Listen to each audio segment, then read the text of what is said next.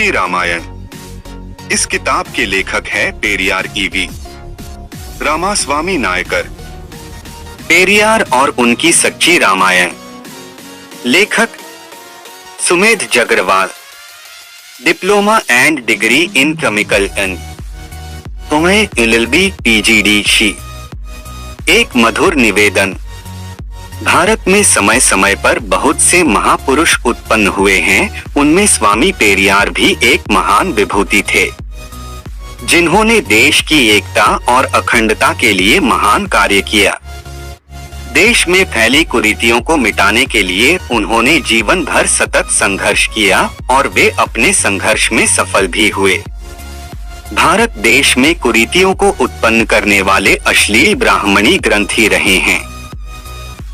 ऐसे ग्रंथों की आंतरिक सामग्री को उजागर करके उन्होंने ब्राह्मणी व्यवस्था में खलल मचा दिया।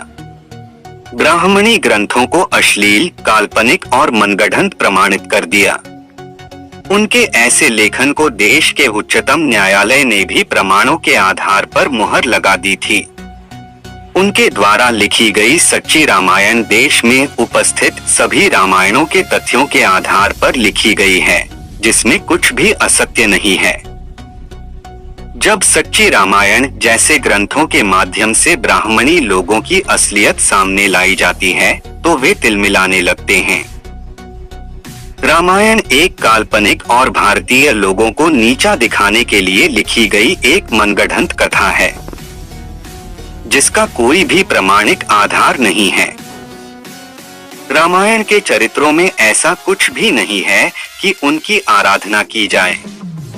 रामायण के लेखक और चरित्र सभी धूर्त और मूर्ख रहे हैं, जिनकी भारतीय लोगों को ऐसे अश्लील ग्रंथों के माध्यम से दिग्भ्रमित करने की और अपने काल्पनिक भगवानों के मनगढ़ंत चमत्कारों के माध्यम से गुलाम बनाए रखने की घटिया सोच रही है, जिससे वे निकम्मे बनकर भारतीय लोगों की मेहनत पर गुलछरे उड़ाते रहें और भारतीय लोगों का शोषण करते रहें और ब्राह्मणी लोग उन्नति के मार्ग पर अग्रसर होते रहें। देश की एकता, अखंडता और मनुष्य जाति के हित के लिए रामायण में ऐसा कुछ भी नहीं है कि उसका अनुसरण किया जाए। स्वामी पेरियार और उनकी सच्ची रामायण पुस्तक को स्वामी पेरियार के तथ्यों के आधार पर विज्ञानी तर्कों के आधार पर एक नए सिरे से सुसज्जित किया है, जो कि ब्राह्मणी ग्रंथों के पाखंडों को उजागर करने के लिए नितांत आवश्यक हैं। ये पुस्तक ब्राह्मणी लोगों को आरंभ में कड़वी लगेगी, परंतु वे लोग देश हित और संपूर्ण भारतीय समाज के हित के संबंध में सोचेंगे तो ये ही पुस्तक उनको मधु अर्क की तरह मीठी लगेगी। देश से पाखंड और अंधविश्वास को मिटाकर देश में हर मनुष्य की सुख शांति के लिए विज्ञान की सतत अविचल धारा का विचरण करने के लिए ये पुस्तक बहुत ही खरी उतरेगी। भारतीय मनुष्यों में जाति, धर्म, पाखंड, अंधविश्वास और काल्पनिक भगवानों के जो मनोविकार भरे हुए हैं, उनसे छुटकारा मिलेगा। धन्यवाद। सुमेध जगरवाल।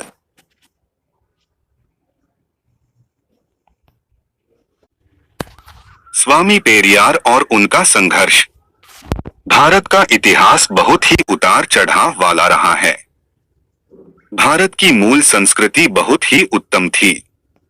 भारत की मूल संस्कृति को खंडित करने के लिए कई विदेशी संस्कृतियां समय समय पर भारत में आती और जाती रही हैं और भारतीय मूल संस्कृति को खंडित करती रही हैं। भारतीय मूल संस्कृति को सबसे अधिक नुकसान विदेशी आर्य संस्कृति ने पहुंचाया है। इसके साथ साथ मुगल और अंग्रेजी संस्कृति ने भी भारत की मूल संस्कृति को नुकसान पहुंचाया है। भारतीय मूल संस्कृति की रक्षा के लिए समय समय पर भारत देश में महान विभूति उत्पन्न होती रही हैं। वायरस रूपी ब्राह्मणी व्यवस्था को समाप्त करके बुद्ध की समता, ममता और मानवतावादी महान संस्कृति को स्थापित करने के लिए बहुत सी महान विभूतियों ने महान कार्य किए हैं। उनमें स्वामी पेरियार भी एक थे। उनका जन्म 17 सितंबर 1879 को पश्चिमी तमिलनाडु के इरोड में एक संपन्न परंपरावादी हिंदू व्यवस्था मानने वाले परिवार में हुआ था। उनका पूरा नाम इरोड वेंकट नायकर रामास्वामी था। जिन्हें पेरियार तमिल में अर्थ सम्मानित व्यक्ति नाम से भी जाना जाता था।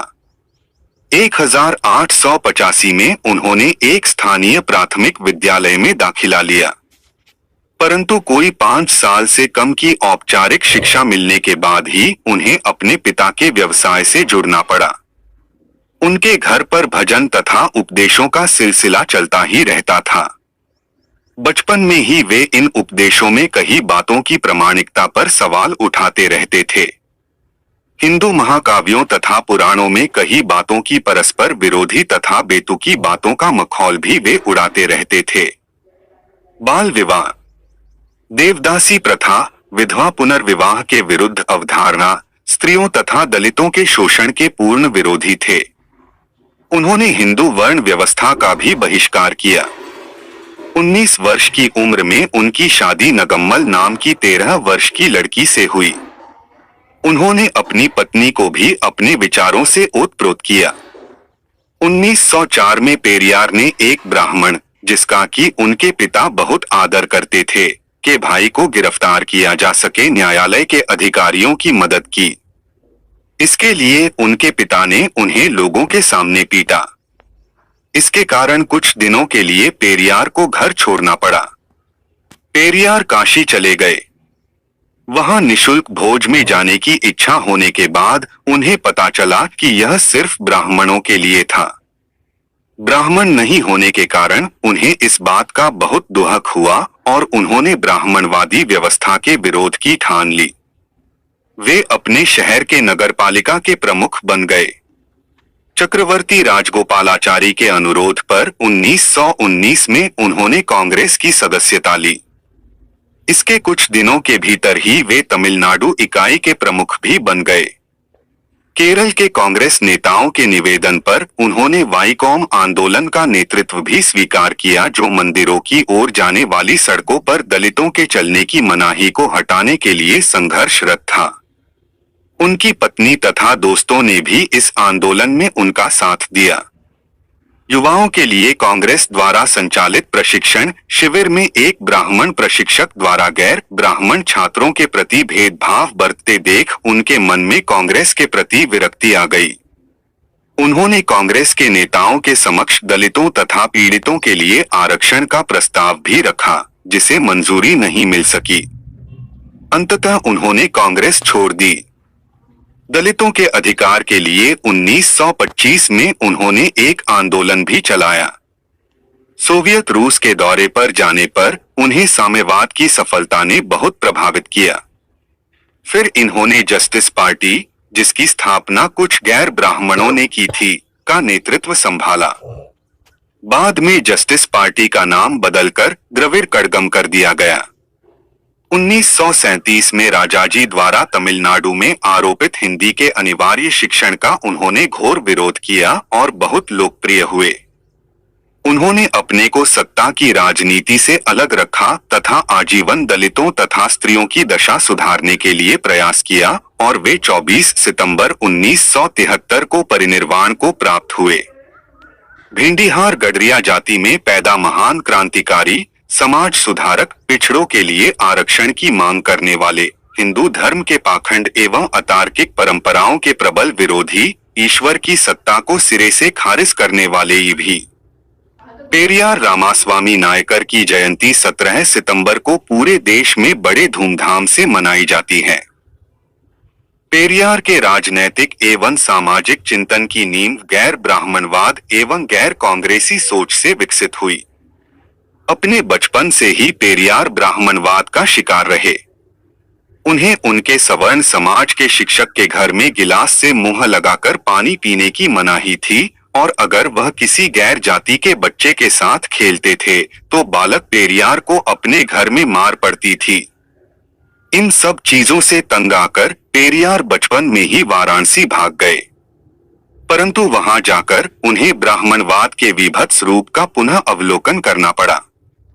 बालक पेरियार ने जब अपनी भूख मिटाने के लिए वाराणसी की एक गली में पुण्य कमाने हेतु चलने वाले निःशुल्क भोजनालय में जब भोजन करने का प्रयास किया तो वहां के दरबान ने उन्हें यह कहकर भगा दिया कि यह भोजनालय केवल ब्राह्मणों के लिए ही है, और तब भूखे बालक पेरियार को पेट भरने के लिए जूठी पत्तलों से खाना खाना पड़ा, और इसके लिए भी उन्हें पत्तलों के पास मंडराते हुए कुत्तों से युद्ध करना पड़ा।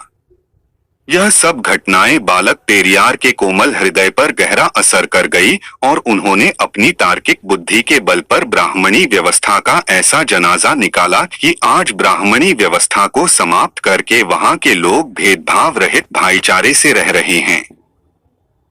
पेरियार स्वामी जी ने सामाजिक समानता पर बल दिया, मनुस्मृति को जलाया तथा ब्राह्मणों के बिना विवाह संस्कार करवाए। जाति भेद को मिटाने के लिए कई आंदोलन किए। ब्राह्मण आपको भगवान के नाम पर मूर्ख बनाकर अंधविश्वास में निष्ठा रखने के लिए तैयार करता है और स्वयं आरामदायक जीवन जीता है। तुम्हें अछूत कहकर निंदा करता है। देवता की प्रार्थना करने के लिए दलाली करता है। मैं इस दलाली की निंदा करता हूँ और आपको भी सावधान करता हूँ कि ऐसे ब्राह्मणों का विश्वास मत करो। उन देवताओं को नष्ट कर दो जो तुम्हें शूद्र अतिशूद्र कहें। उन पुराणों और इतिहास ध्वस्त कर दो जो देवता को शक्ति प्रदान करते हैं। उस देवता की पूजा करो जो वास्तव में दयालु, भला और बौद्धगमय है।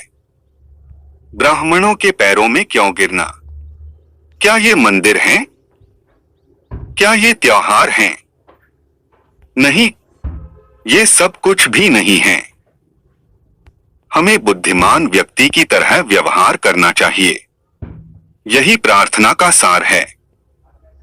अगर देवता ही हमें निम्न जाति बनाने का मूल कारण है, तो ऐसे देवता को नष्ट कर दो। अगर धर्म है तो इसे मत मानो। अगर मनुस्मृति, गीता या अन्य कोई पुराण आदि हैं, तो इनको जलाकर राख कर दो। अगर ये मंदिर, तालाब या त्योहार हैं, तो इनका बहिष्कार कर दो।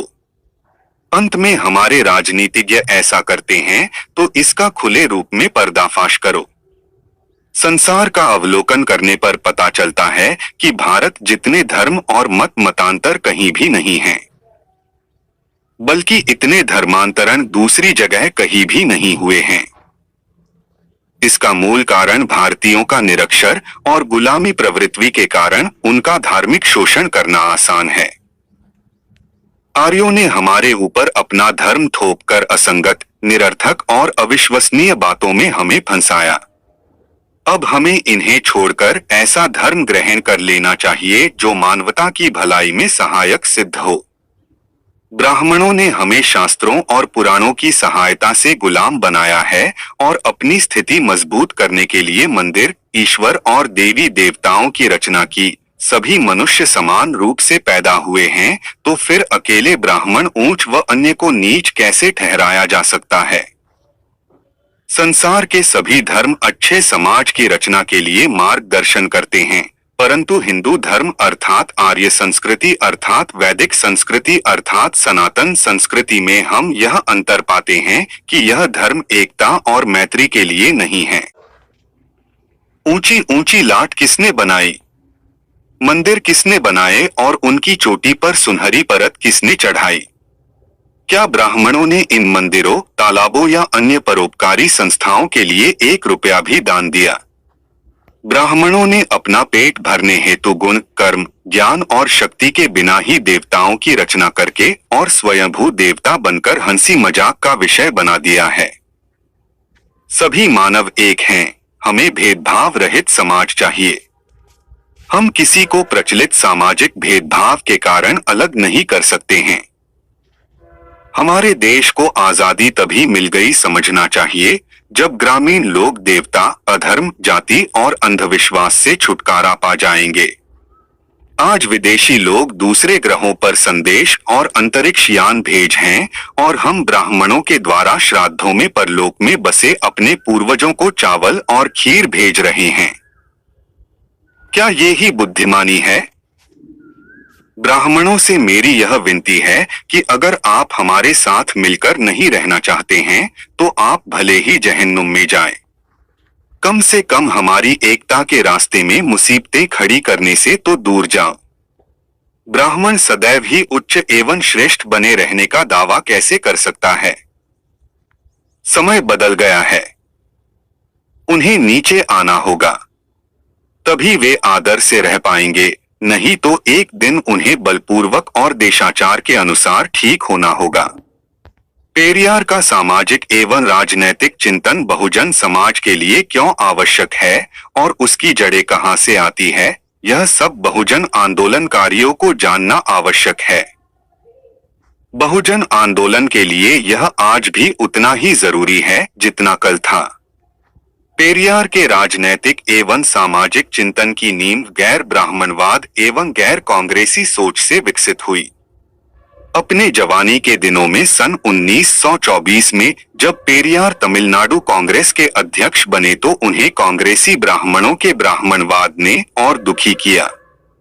यहाँ 1924 में केरला के वैक्यूम सत्याग्रह का जिक्र करना आवश्यक है, क्योंकि इस सत्याग्रह के मार्ग में उन्हें मोहनदास करमचंद गांधी एवं ब्राह्मण कांग्रेसियों से सीधे सीधे जूझना पड़ा। याद रहे कि 1924 का वैक्यूम सत्याग्रह शूद्रों एवं अछूत जातियों के वैक्यूम में बने मंदिर के चारों ओर बनी सड़क पर चलने के हक के लिए था। आंदोलन लंबा चला और इस दौरान पेरियार को कई बार जेल जाना पड़ा। पेरियार जब जेल में होते थे तो उनकी पत्नी एवं उनकी बहन उस आंदोलन का नेतृत्व करती थीं। एक तरह पेरियार ने अपने पूरे परिवार को बहुजन आंदोलन में लगा लिया था। अंत में पेरियार के आंदोलन के पश्चात यह सड़क शूद्रों एवं अस्पृश्यों के लिए खोल दी गई, परंतु कांग्रेसियों एवं इतिहासकारों ने इस आंदोलन का सारा श्रेय मोहनदास करमचंद गांधी को दे दिया। यह बात तो दबी रहती, परंतु 34 साल बाद 1958 में पेरियार ने इस आंदोलन का सारा हाल अपने मुंह से सुनाया, तब जाकर सच सामने आया। जब कहीं ये बात पता चली कि वैक्यूम सत्याग्रह का नेतृत्व तो पेरियार ने किया था। इसी कड़ी में पेरियार को कांग्रेसियों के ब्राह्मणवाद का पता दो और बातों से चला। 1925 में जब कांग्रेसियों ने शिक्षा के लिए गुरुकुल योजना शुरू की तो यह योजना सभी वर्गों के बच्चों के लिए समान शिक्षा के लिए थी, परंतु कांग्रेस के ब्राह्मण नेताओं ने ब्राह्मण छात्रों के लिए अलग व्यवस्था की और अस्पृश्य जातियों के छात्रों के लिए अलग। यहाँ तक कि ब्राह्मण छात्रों को भोजन में शुद्ध घी के पकवान दिए जाते थे और शूद्र और अस्पृश्य छात्रों को चावल का मार। पेरियार ने इस पक्षपात पर घोर आपत्ति की। भिंडिहार गडरिया जाति में पैदा महान क्रांतिकारी, समाज सुधारक, पिछड़ों के लिए आरक्षण की मांग करने वाले, हिंदू धर्म के पाखंड एवं अतार्किक परंपराओं के प्रबल विरोधी, ईश्वर की सत्ता को सिरे से खारिज करने वाले वी पेरियार रामास्वामी नायकर साहब ने न केवल सच्ची रामायण के जरिए राम के यथार्थ से आम जनमानस को रूबरू कराया, वरन उन्होंने कांग्रेस के 1920 के तिरुनेलवेली, 1921 तंजौर, 1922 तिरुपुर, 1923 सलेम, 1924 तिरुवन्नामलाई और 1925 के कांचीपुरम अधिवेशनों में जातीय प्रतिनिधित्व देने के लिए कम्युनल रिप्रेजेंटेशन का सिद्धांत पेश किया था। शिक्षा और रोजगार के क्षेत्र में अब्राह्मण वर्ग को जनसंख्या के अनुपात में प्रतिनिधित्व दिलाने हेतु स्थान सुरक्षित करने के लिए पेश किए जाने वाले प्रस्तावों से कांग्रेस में खलबली मच गई थी। इस प्रस्ताव का विरोध Iyengar, Santhanam C, Raghavachari V S, Iyer S, Varadachari, Chakravarti Rajagopalachari एवं गांधी जी तक ने किया। 1925 के कांचीपुरम सम्मेलन से अपमानित कर पिछड़ों के इस मसीहा को बाहर कर दिया गया। पेरियार साहब ने इस प्रस्ताव को माने बगैर मिलने वाले स्वराज को ब्राह्मण राज कहा था। आज पेरियार नायकर की ही वजह से ही तमिलनाडु के हाई कोर्ट में 60% से ज्यादा जज ओबीसी, एससी और एसटी समुदाय के हैं। उत्तर भारत के लोगों का साक्षात्कार पेरियार से पहली बार 1968 में ललई सिंह यादव द्वारा लिखी गई सच्ची रामायण की चाबी से होता है। ललई सिंह यादव द्वारा यह पुस्तक लिखने पर काफी विवाद हुआ और हाई कोर्ट में मुकदमा तक चला। इस मुकदमे को ललई सिंह यादव ने जीता और इस तरह उसके बाद पुस्तक से प्रतिबंध हटा। यहां तक कि हाई कोर्ट ने सरकार को ललई सिंह यादव को हर्जाना देने के लिए भी कहा। तदुपरांत 1978 के पश्चात मान्यवर कांशीराम ने उत्तर भारतीयों को ही नहीं ईवी रामास्वामी पेरियार को बामसेफ के माध्यम से एक समाज सुधारक के रूप में बहुजन समाज, अनुसूचित जाति, पिछड़ी जाति एवं कन्वर्टेड माइनॉरिटी के बीच में स्थापित किया। अपनी भोली भाली सामान्य जनता को समझाने के लिए मान्यवर उनको दाढ़ी वाला बाबा कहकर बुलाते थे। पेरियार मान्यवर कांशीराम द्वारा स्थापित 5 समाज सुधारकों यथा नारायणा गुरु, ज्योतिराव फुले, छत्रपति शाहूजी महाराज, ईवी रामास्वामी नायकर पेरियार एवं बाबा साहेब अम्बेडकर में से एक थे। मान्यवर ने 1980 में अपनी मासिक अंग्रेजी पत्रिका अप्रेस्ड इंडियन के एक पूरे अंक को यह कहकर पेरियार को समर्पित किया कि उन्होंने अपना सारा जीवन सेल्फ रेस्पेक्ट मूवमेंट के लिए लगाया था। पत्रिका का कवर भी पेरियार की तस्वीर का था। की भूमिका सच्ची रामायण स्वामी पेरियार द्वारा रामायण के चरित्रों के आधार पर लिखी गई है। रामायण के प्रमाणों के आधार पर सच्ची रामायण को उच्चतम न्यायालय ने मान्यता प्रदान की है। यदि हम रामायण का निष्पक्ष और गंभीर रूप से अध्ययन करें तो हम इस निष्कर्ष पर पहुंचेंगे कि लंका राज्य की विजय वास्तव में असत्य की सत्य पर, असभ्यता की सभ्यता पर, क्रूरता की दयालुता पर, अशिष्टता की शिष्टता पर, दुष्टता की सज्जनता पर और मर्यादाहीनता की मर्यादा पर विजय की एक दुखांत कहानी है। आज भी उत्तर भारत के संकीर्ण, अदूरदर्शी, रूढ़िवादी और धर्माध लोग भारत के निवासियों को चिढ़ाने और अपमानित करने के उद्देश्य से भूतकाल की उस दुर्भाग्यपूर्ण और मनगढ़ंत लंका विजय की दूषित स्मृति को बनाए रखने के लिए प्रत्येक वर्ष रावण के पुतले का दहन दशमी के दिन करते हैं और उस दिन को विजय दशमी का नाम देकर खुशी मनाते हैं, जो कि भारतीय मूलवासियों की आस्था और भावना पर प्रतिघात है, जिसके विरुद्ध माननीय न्यायालय में ऐसे लोगों के विरुद्ध भारतीय संविधान के अनुच्छेद 19(2) के अधीन रोक लगाई जा सकती है और भारतीय दंड संहिता की धारा 153 अप टू 95 के अधीन वाद लाया जा सकता है। स्वामी पेरियार ने भारतीय मूलवासी द्रविड़ों को उनकी अस्मिता का ज्ञान कराने के लिए ब्राह्मणी राक्षसी व्यवस्था और उनके रूढ़िवाद के विरुद्ध एक सशक्त आंदोलन खड़ा कर दिया, जो पूर्णतः सफल रहा। ब्राह्मणों के सामंतवाद को उखाड़ फेंक द्रविड़ शासन की स्थापना साकार हो उठी। आज भी तमिलनाडु में द्रविड़ों की सरकार स्थापित है।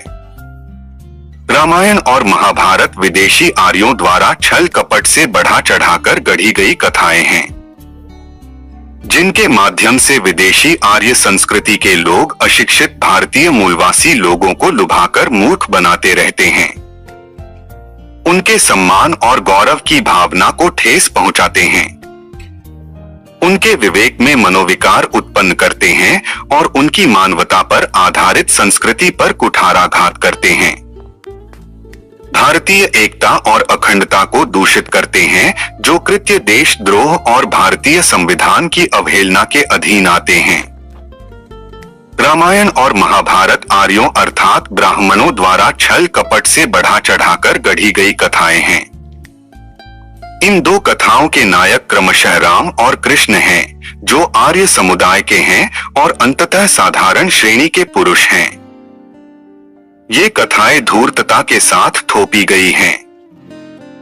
पुराणों में जिन घटनाओं के घटित होने के बारे में कहा गया है, वे सभी अत्यधिक असभ्य और बर्बरतापूर्ण हैं। इनमें ऐसा कुछ भी नहीं है जो लोगों के लिए उपयोगी हो और इससे कुछ सीखा जा सके एवं उसके अनुसार आचरण किया जा सके। ये नैतिकता रहित हैं। स्पष्ट रूप से ये काल्पनिक हैं। ये काल्पनिक कथाएं इसलिए लिखी गई हैं ताकि ब्राह्मणों को दूसरों की नजरों में ऊंचा दिखाया जा सके, महिलाओं को वश में करके उन्हें ऐसी व्यवस्था का आश्रित बनाया जा सके, उसके अवांछित अस्तित्व को शाश्वत अर्थात अमर बनाया जा सके। ये मौलिक कथाएं संस्कृत भाषा में लिखी गई हैं। वे इन कथाओं को वेदों के नाम से पुकारते हैं। इनको वे ईश्वरीय शास्त्र बताते हैं। इस सफेद झूठ द्वारा वे अपने महत्व को बढ़ाते हैं, जबकि वास्तव में उनमें कोई गुण नहीं है। इनके माध्यम से भारतीय जनता को धोखा दिया जाता है। इन कथाओं के बहुत महत्वपूर्ण और पवित्र होने के बारे में व्यापक प्रचार किया जाता है और इन्हें स्कूल स्तर से ही लोगों के रक्त में भरा जाता है।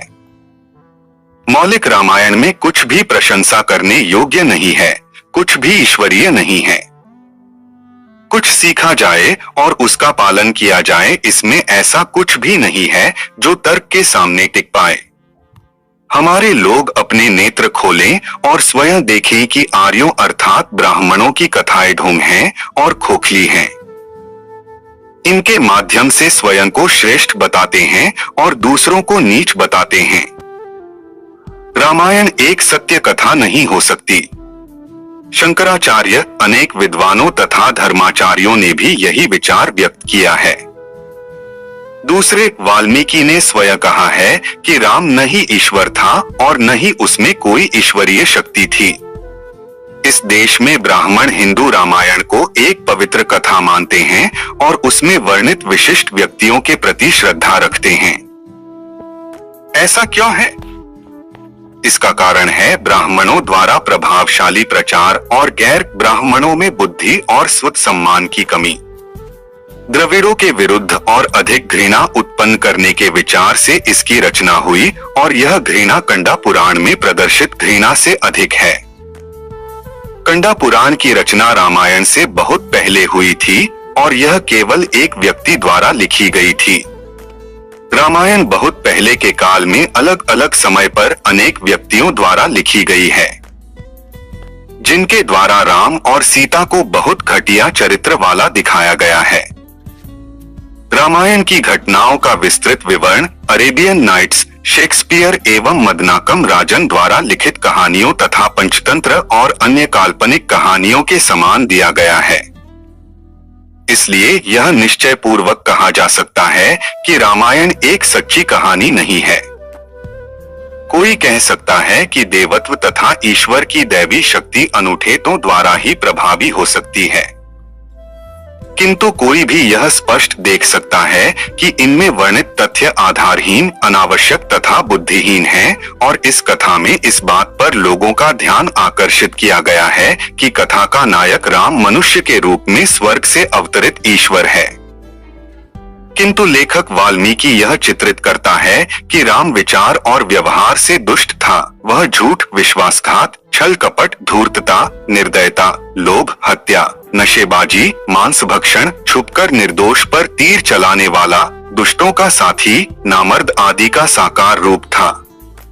राम के विचार देश हित और भारतीय जनता के हित में दुष्ट प्रकृति के थे। राम ने ब्राह्मणी व्यवस्था को स्थापित करने के लिए भारतीय समाज की एकता को छिन्न भिन्न करके भारतीय मानवता वाली व्यवस्था को खंडित कर दिया और पूरा भारतीय समाज जातिपांति और ऊंच नीच में विभाजित होकर कमजोर हो गया। राम का व्यवहार शूद्रों और स्त्री जाति के लिए दुष्ट प्रकृति का था। रामायण में हर जगह भारतीय मूलवासियों और स्त्रियों को नीचा दिखाकर अपमानित किया है। राम नामर्दी का भी साकार रूप था। सीता राम के साथ 25 वर्ष तक रही, परंतु राम की नपुंसकता के कारण सीता मां नहीं बन सकी।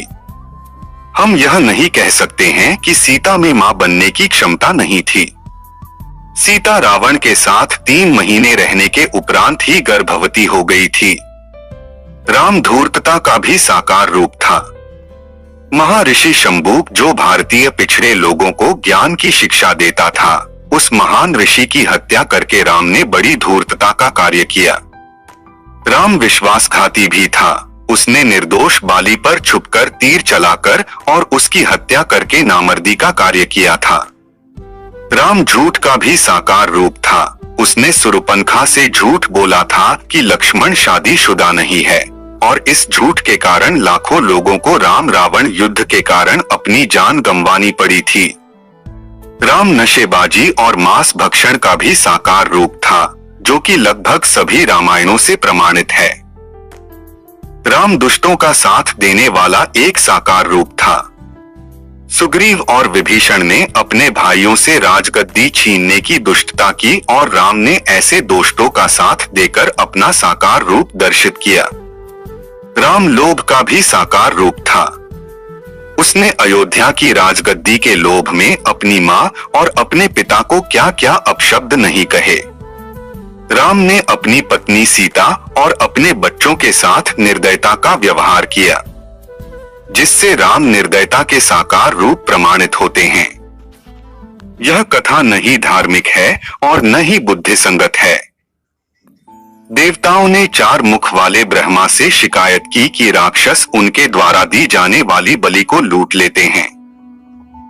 ब्रह्मा अपने पिता विष्णु के पास पहुंचा। विष्णु ने पृथ्वी पर अवतार लेने का निश्चय किया और राम के रूप में जन्म लेकर राक्षसों के राजा रावण का वध कर दिया। बालकांड 15वां अध्याय यही कथा का उद्गम है। पृथ्वी पर आने पर विष्णु को अनेक परेशानियों और कपटों का सामना करना पड़ा।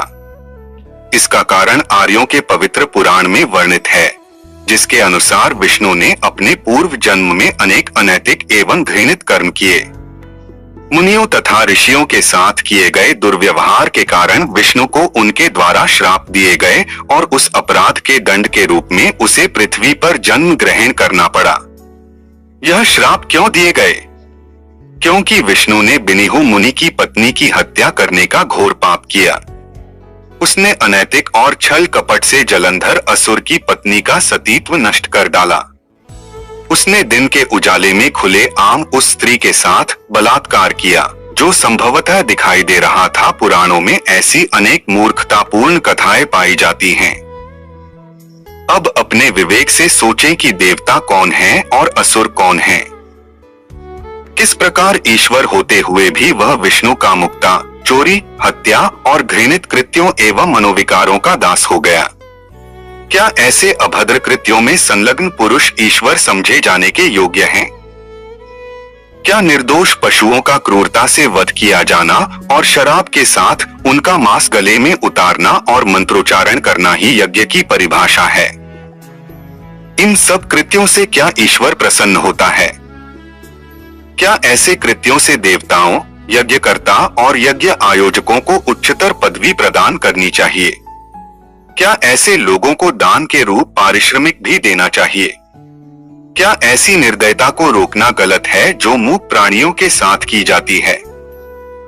क्या ईश्वर के लिए यह ठीक है कि वह ऐसे दयाहीन वधिकों को देवता समझे और सहानुभूति रखते हुए इन यज्ञों को रोकने वालों को राक्षस कहे? शिक्षित लोगों को इन बातों पर गंभीरता से विचार करना चाहिए। वर्तमान में पशुओं के साथ क्रूरता और नशे का व्यसन करने को लोगों तथा सरकार द्वारा अपराध समझा जाता है, जो दंडनीय और कारावास योग्य है। क्या रावण के समय में भी इन अपराधों को रोका जाना न्याय संगत तथा उचित नहीं था? क्या रावण का यह कर्तव्य नहीं था कि वह कानून बनाकर राज्य में मदिरा का सेवन और पशुओं के साथ आर्यों द्वारा किए जाने वाले क्रूर व्यवहार को निषेध करे? रावण ने आर्यों द्वारा यज्ञ के नाम पर किए जा रहे पशुवध और मदिरा सेवन जैसे क्रूर कृत्यों पर प्रतिबंध लगाया था। आर्य लोगों द्वारा रावण के लगाए गए इस प्रतिबंध को ध्वस्त करने के लिए काल्पनिक ईश्वर रूपी राम का प्रयोग किया और राम को ईश्वरीय अवतार घोषित किया, जिससे भारतीय लोग जो उनके इस व्यसन का विरोध करते थे, उनका विनाश किया जा सके। राम ने आर्यों के इस व्यसन का पूर्ण रूपेण समर्थन किया, जिससे आर्य लोग यज्ञों के नाम से निर्दोष पशुओं की हत्या करते रहें और मदिरा का सेवन करके अयासी करते रहें। यदि हम इन विषयों पर विचार करें तो हम पाएंगे कि रामायण असंगतियां और बेतुकेपन से भरी पड़ी है। 3 राम की जन्मभूमि की सत्यता। जितनी भी सभ्यता विकसित हुई हैं, वे नदियों और घने जंगलों के किनारे ही विकसित हुई हैं। उस समय मनुष्य खाने और पीने के लिए प्राकृतिक स्रोतों पर निर्भर रहता था। गंधर्वों का गांधार देश सिंधु घाटी सभ्यता में सिंधु नदी के दोनों किनारों पर विकसित हुआ था। गंधर्वों के गांधार की पुष्टि ऋग्वेद, रामायण एवं महाभारत से होती है। दशरथ द्वारा किए गए अश्वमेध यज्ञ में उनकी ससुराल सिंधु घाटी के कई राजाओं का वर्णन आया है। वाल्मीकि रामायण का लेखन और रामायण की घटना का वृतांत सिंध घाटी की सभ्यता के बाद का प्रमाणित होता है। भरत ने अपने नाना केकेराज अखपति के आमंत्रण और उनकी सहायता से गंधर्वों के देश गांधार को जीता। इससे सिद्ध होता है कि अयोध्या नगरी भी सिंधु घाटी सभ्यता के आसपास ही थी। महाभारत युद्ध के बाद परीक्षित के वंशजों ने कुछ पीढ़ियों तक वहां अधिकार बनाए रखा। वर्टिकल बार महाभारत की घटना भी सिंध घाटी के बाद की है। सिंधु सभ्यता के लोग नागवंशी भी कहलाते थे, इसलिए जन्मेजय ने अपना नागयज्ञ भी वहीं किया था।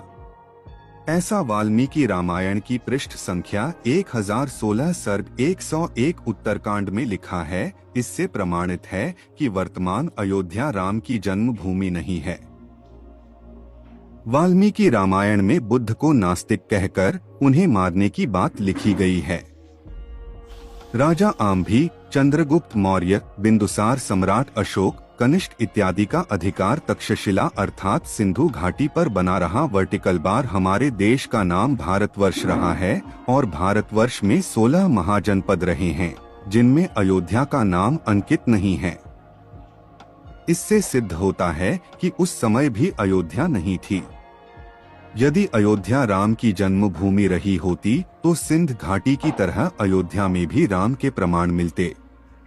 अभी तक अयोध्या में ऐसा कोई भी प्रमाण नहीं मिला है। इक्ष्वाकु वंश के समस्त राजाओं ने कपिलवस्तु पर राज्य किया है। इक्ष्वाकु वंश की उत्पत्ति कपिलवस्तु की है और कपिलवस्तु को ही जनतंत्र होने के कारण अयोध्या कहा गया है। इक्ष्वाकु राजाओं की भाषा पाली रही है और राम की भाषा संस्कृत रही है, इसलिए राम इक्ष्वाकु वंश के नहीं थे। भारतवर्ष में आम लोगों की जानकारी के लिए जितने भी प्राचीन शिलालेख हैं, उन पर पाली भाषा ही है, संस्कृत नहीं। इसका तात्पर्य है कि राम की भारतीय लोगों के साथ वार्तालाप काल्पनिक है। राम का भारत में ऐसा कोई भी शिलालेख नहीं है जिसमें राम ने भारतीय जनता को संस्कृत भाषा में कोई संदेश दिया हो। इसका मतलब है कि रामायण के सभी पात्र काल्पनिक हैं। आर्यों द्वारा भारतीय लोगों को गुलाम बनाए रखने के लिए ऐसे काल्पनिक काव्यों की रचना भगवानों के नाम पर संस्कृत में की गई। अपने देश में हिंदी भाषा की उत्पत्ति 1200 वर्ष पूर्व नहीं थी। यदि रामायण के पात्र हिंदी बोलते थे तो रामायण की घटना 1200 वर्ष से अधिक की नहीं है। इसका तात्पर्य है कि राम और अयोध्या का 5 लाख वर्ष पूर्व कोई अस्तित्व नहीं था। उक्त वार्तालाप से पुष्टि होती है कि मनुष्य की उपस्थिति भारत में 74,000 वर्ष से ही है और वह 10,000 वर्ष पूर्व तक नंगा रहता था, इसलिए 5 लाख वर्ष पूर्व राम का अस्तित्व बताना एक पाखंड है।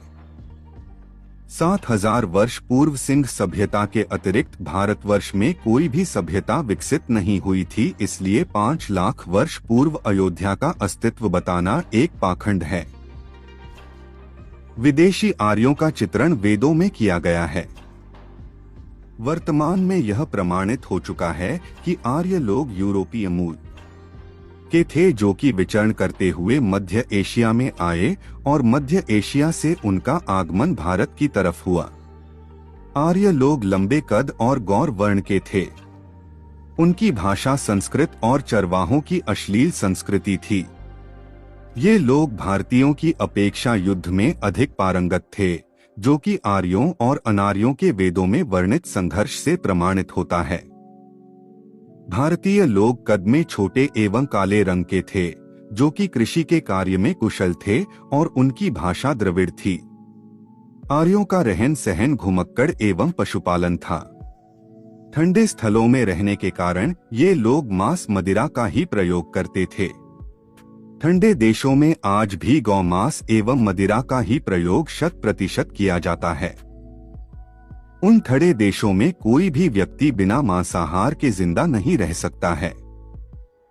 प्राचीन काल में भारत को छोड़कर संसार के सभी देशों में गौ मांस का ही भक्षण किया जाता था और भारत में आर्यों के आने के बाद गौ मांस का भक्षण किया जाने लगा और आज भी किया जाता है।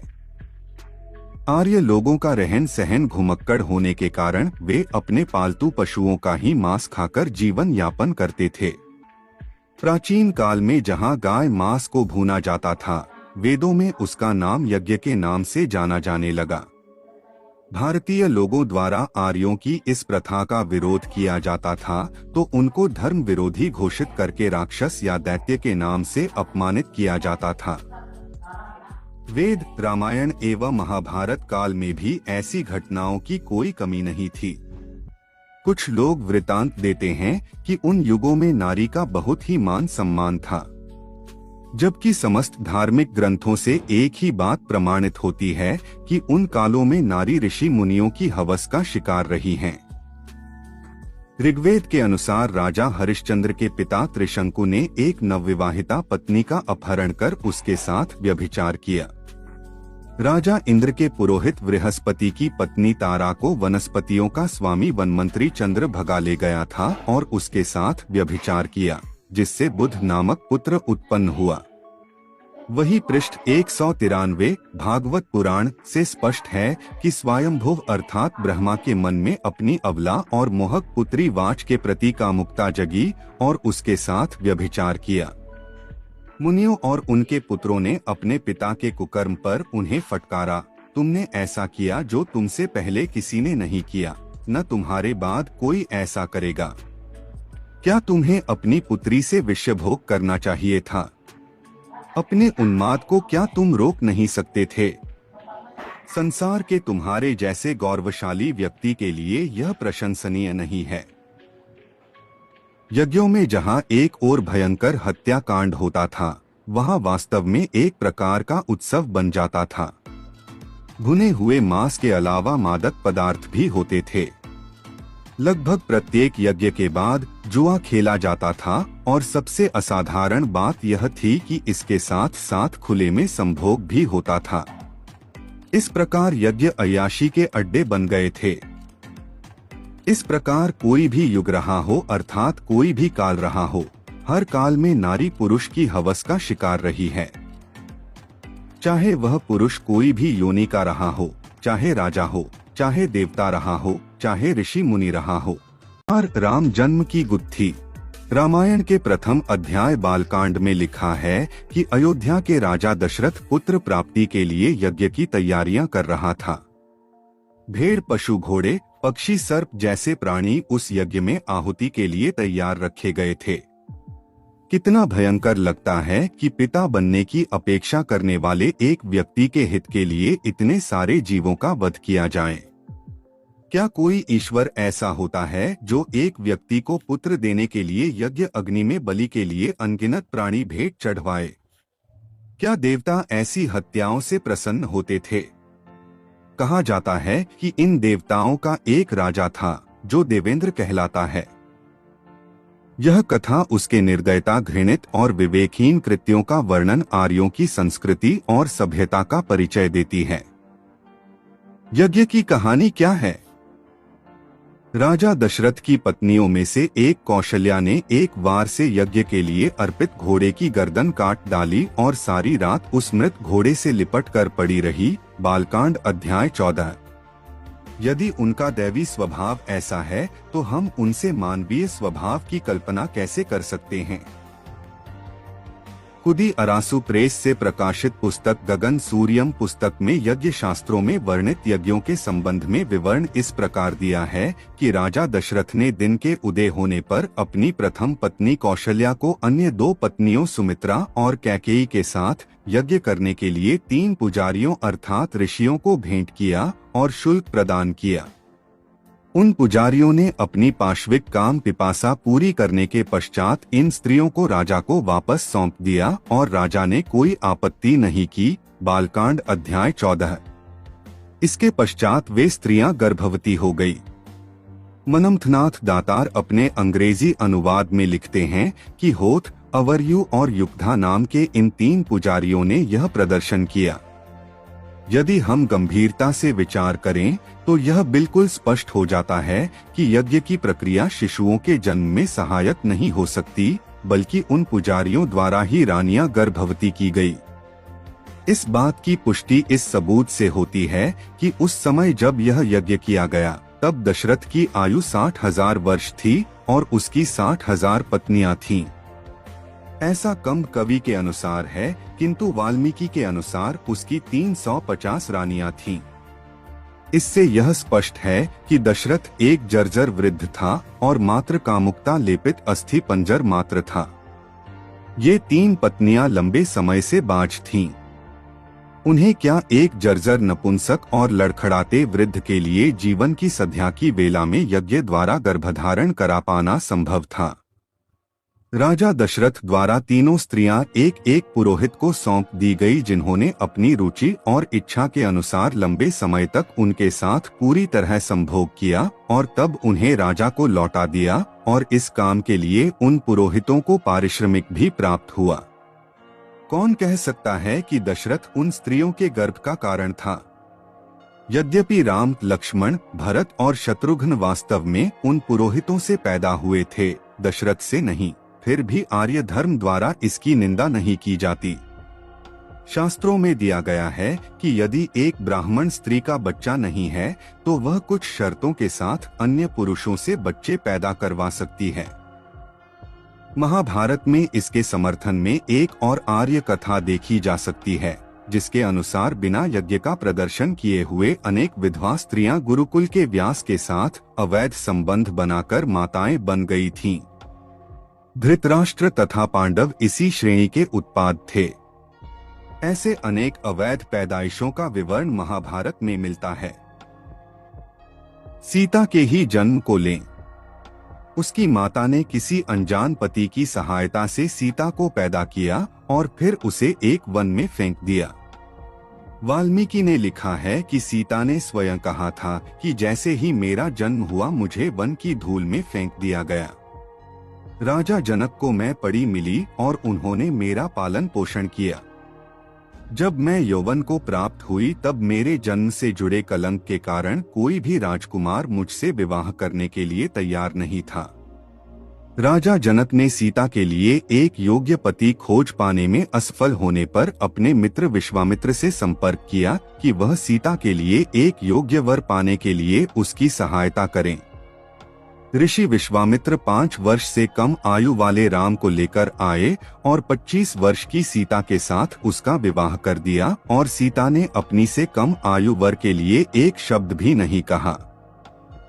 आर्य पुराणों को पढ़कर यह अजीब सा लगता है कि अनेक मामलों में स्त्रियों का गर्भ दूसरे पुरुषों से ठहरा था। इन तथ्यों से यह स्पष्ट है कि यज्ञ को शिशु के जन्म से कुछ लेना देना नहीं है, बल्कि इसका उद्देश्य मदिरा पान करना, मांस खाना और रंगरेलियां द्वारा आपस में मनोरंजन करना है। 5 वर्षीय राम द्वारा ताड़का का वध करने, स्वयं को कहीं छिपा लेने और 6 वर्ष में विवाह करने की घटनाओं के साथ राम के जीवन का इतिहास आरंभ होता है। राम एक साधारण व्यक्ति से भी निम्न कोटि का था। उसने न केवल स्त्रियों की मर्यादा के साथ छेड़खानी की है, वरन अनेक स्त्रियों की हत्या भी की है। उसने बिना तर्कसंगत कारण के एक वृक्ष के पीछे छिपकर कायर की तरह बाली की हत्या कर दी, जब बाली दूसरे व्यक्ति के साथ युद्धरत था। रामायण की पूरी कथा में कहीं भी यह दिखाने के लिए कुछ नहीं है कि राम एक बुद्धिमान व्यक्ति था। ब्राह्मणों ने गैर ब्राह्मणों के साथ धोखा किया है और अपनी स्वार्थ सिद्धि के लिए उनकी अज्ञानता और स्थिति का शोषण किया है।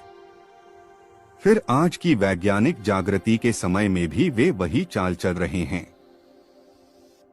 जिस धनुष को राम ने तोड़ा वह शिव का था।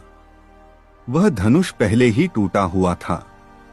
माता के अनुसार जब राम ने धनुष तोड़ा था तब वह 5 वर्ष का था। उसके पिता के अनुसार उसकी आयु 10 वर्ष थी।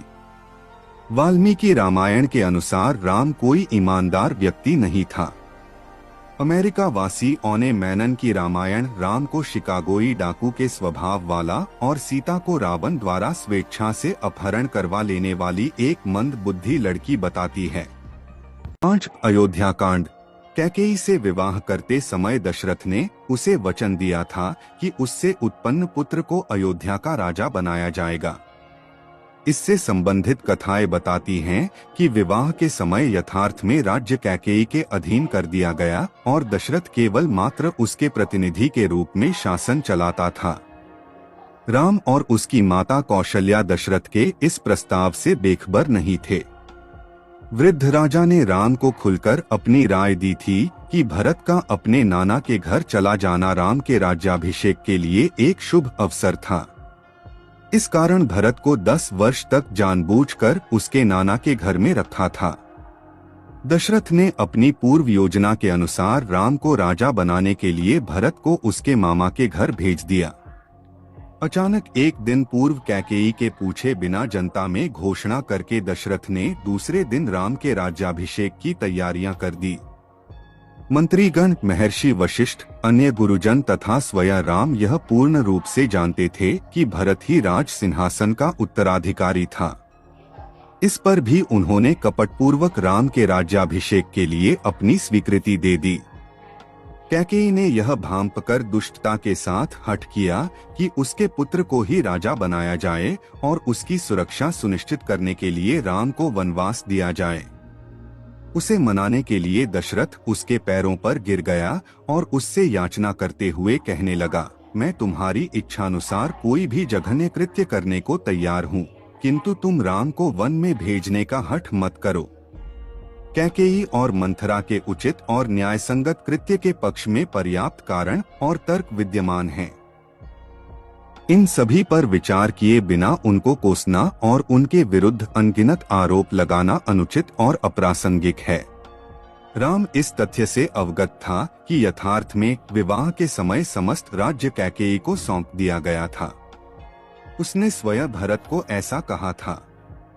अयोध्या कांड अध्याय 107। उसने उन सभी युक्तियों को मौन रहकर स्वीकार किया जिन्हें उसके पिता ने भरत की अनुपस्थिति में उसके राज्य सिंहासन के लिए रचा था। वह पूरे समय तक स्वयं में शंकालु रहा कि क्या समारोह सफल हो पाएगा अथवा विफल रहेगा। जब दशरथ ने घोषणा की राज्य तुम्हारे लिए नहीं है, तुम अवश्य ही वन को जाओ, तब वह मन ही मन शोक कर रहा था। अयोध्या कांड अध्याय 19। उसने शोक करते हुए अपनी माता से कहा, यह मेरे भाग्य में लिखा है कि मैं राज्य से वंचित रहूं, राजकुमार के योग्य समस्त सुखों को और स्वादिष्ट मांस के पकवानों को त्याग कर वन को जाऊं और वहां सब्जी और फल खाऊं। अयोध्या कांड अध्याय 20 वर्टिकल बार भारी मन से उसने अपनी पत्नी और माता को कहा, वह राज्य मेरा अपना होने जा रहा था, वह मेरे हाथों से निकल गया। अयोध्या कांड अध्याय 20-94। वह लक्ष्मण के पास गया और अपने पिता दशरथ को अपराधी प्रवृत्ति का बताते हुए बोला, क्या कोई मूर्ख भी ऐसे व्यक्ति को वन में भेजेगा जो सदा उसकी इच्छा का पालन करता आया हो। अयोध्या कांड अध्याय 53। राम ने सीता को रानी बनाने के लिए उसके साथ विवाह किया, किंतु राजसी परंपरा के अनुसार अपनी कामवासना की तृप्ति के लिए उसने अनेक विवाह किए। मनमथ नाथ दातार कहते हैं कि राम की पत्नियां अपने दासों के साथ रहकर आनंद मनाया करती थीं, उसी प्रकार भरत की पत्नी और कैकेयी की पुत्रवधू शोक में डूब गई। राम के प्रति कैकेयी का स्नेह संदेह से परे था, किंतु राम सदा उसके प्रति कपटपूर्ण और धूर्त रहा। राम सदा कैकेयी के प्रति ईमानदार और स्नेहपूर्ण रहने का दिखावा करता रहा, किंतु अंत में उसके ऊपर दोषारोपण किया। कैकेयी एक दुष्ट स्त्री है। कैकेयी के मन में दुर्भावना नहीं थी, तब भी राम ने आरोप लगाया कि कैकेयी मेरी माता के साथ दुर्व्यवहार करेगी, वह मेरे पिता की हत्या कर सकती है। इस प्रकार राम ने कैकेयी पर धृष्टता से आरोप लगाए।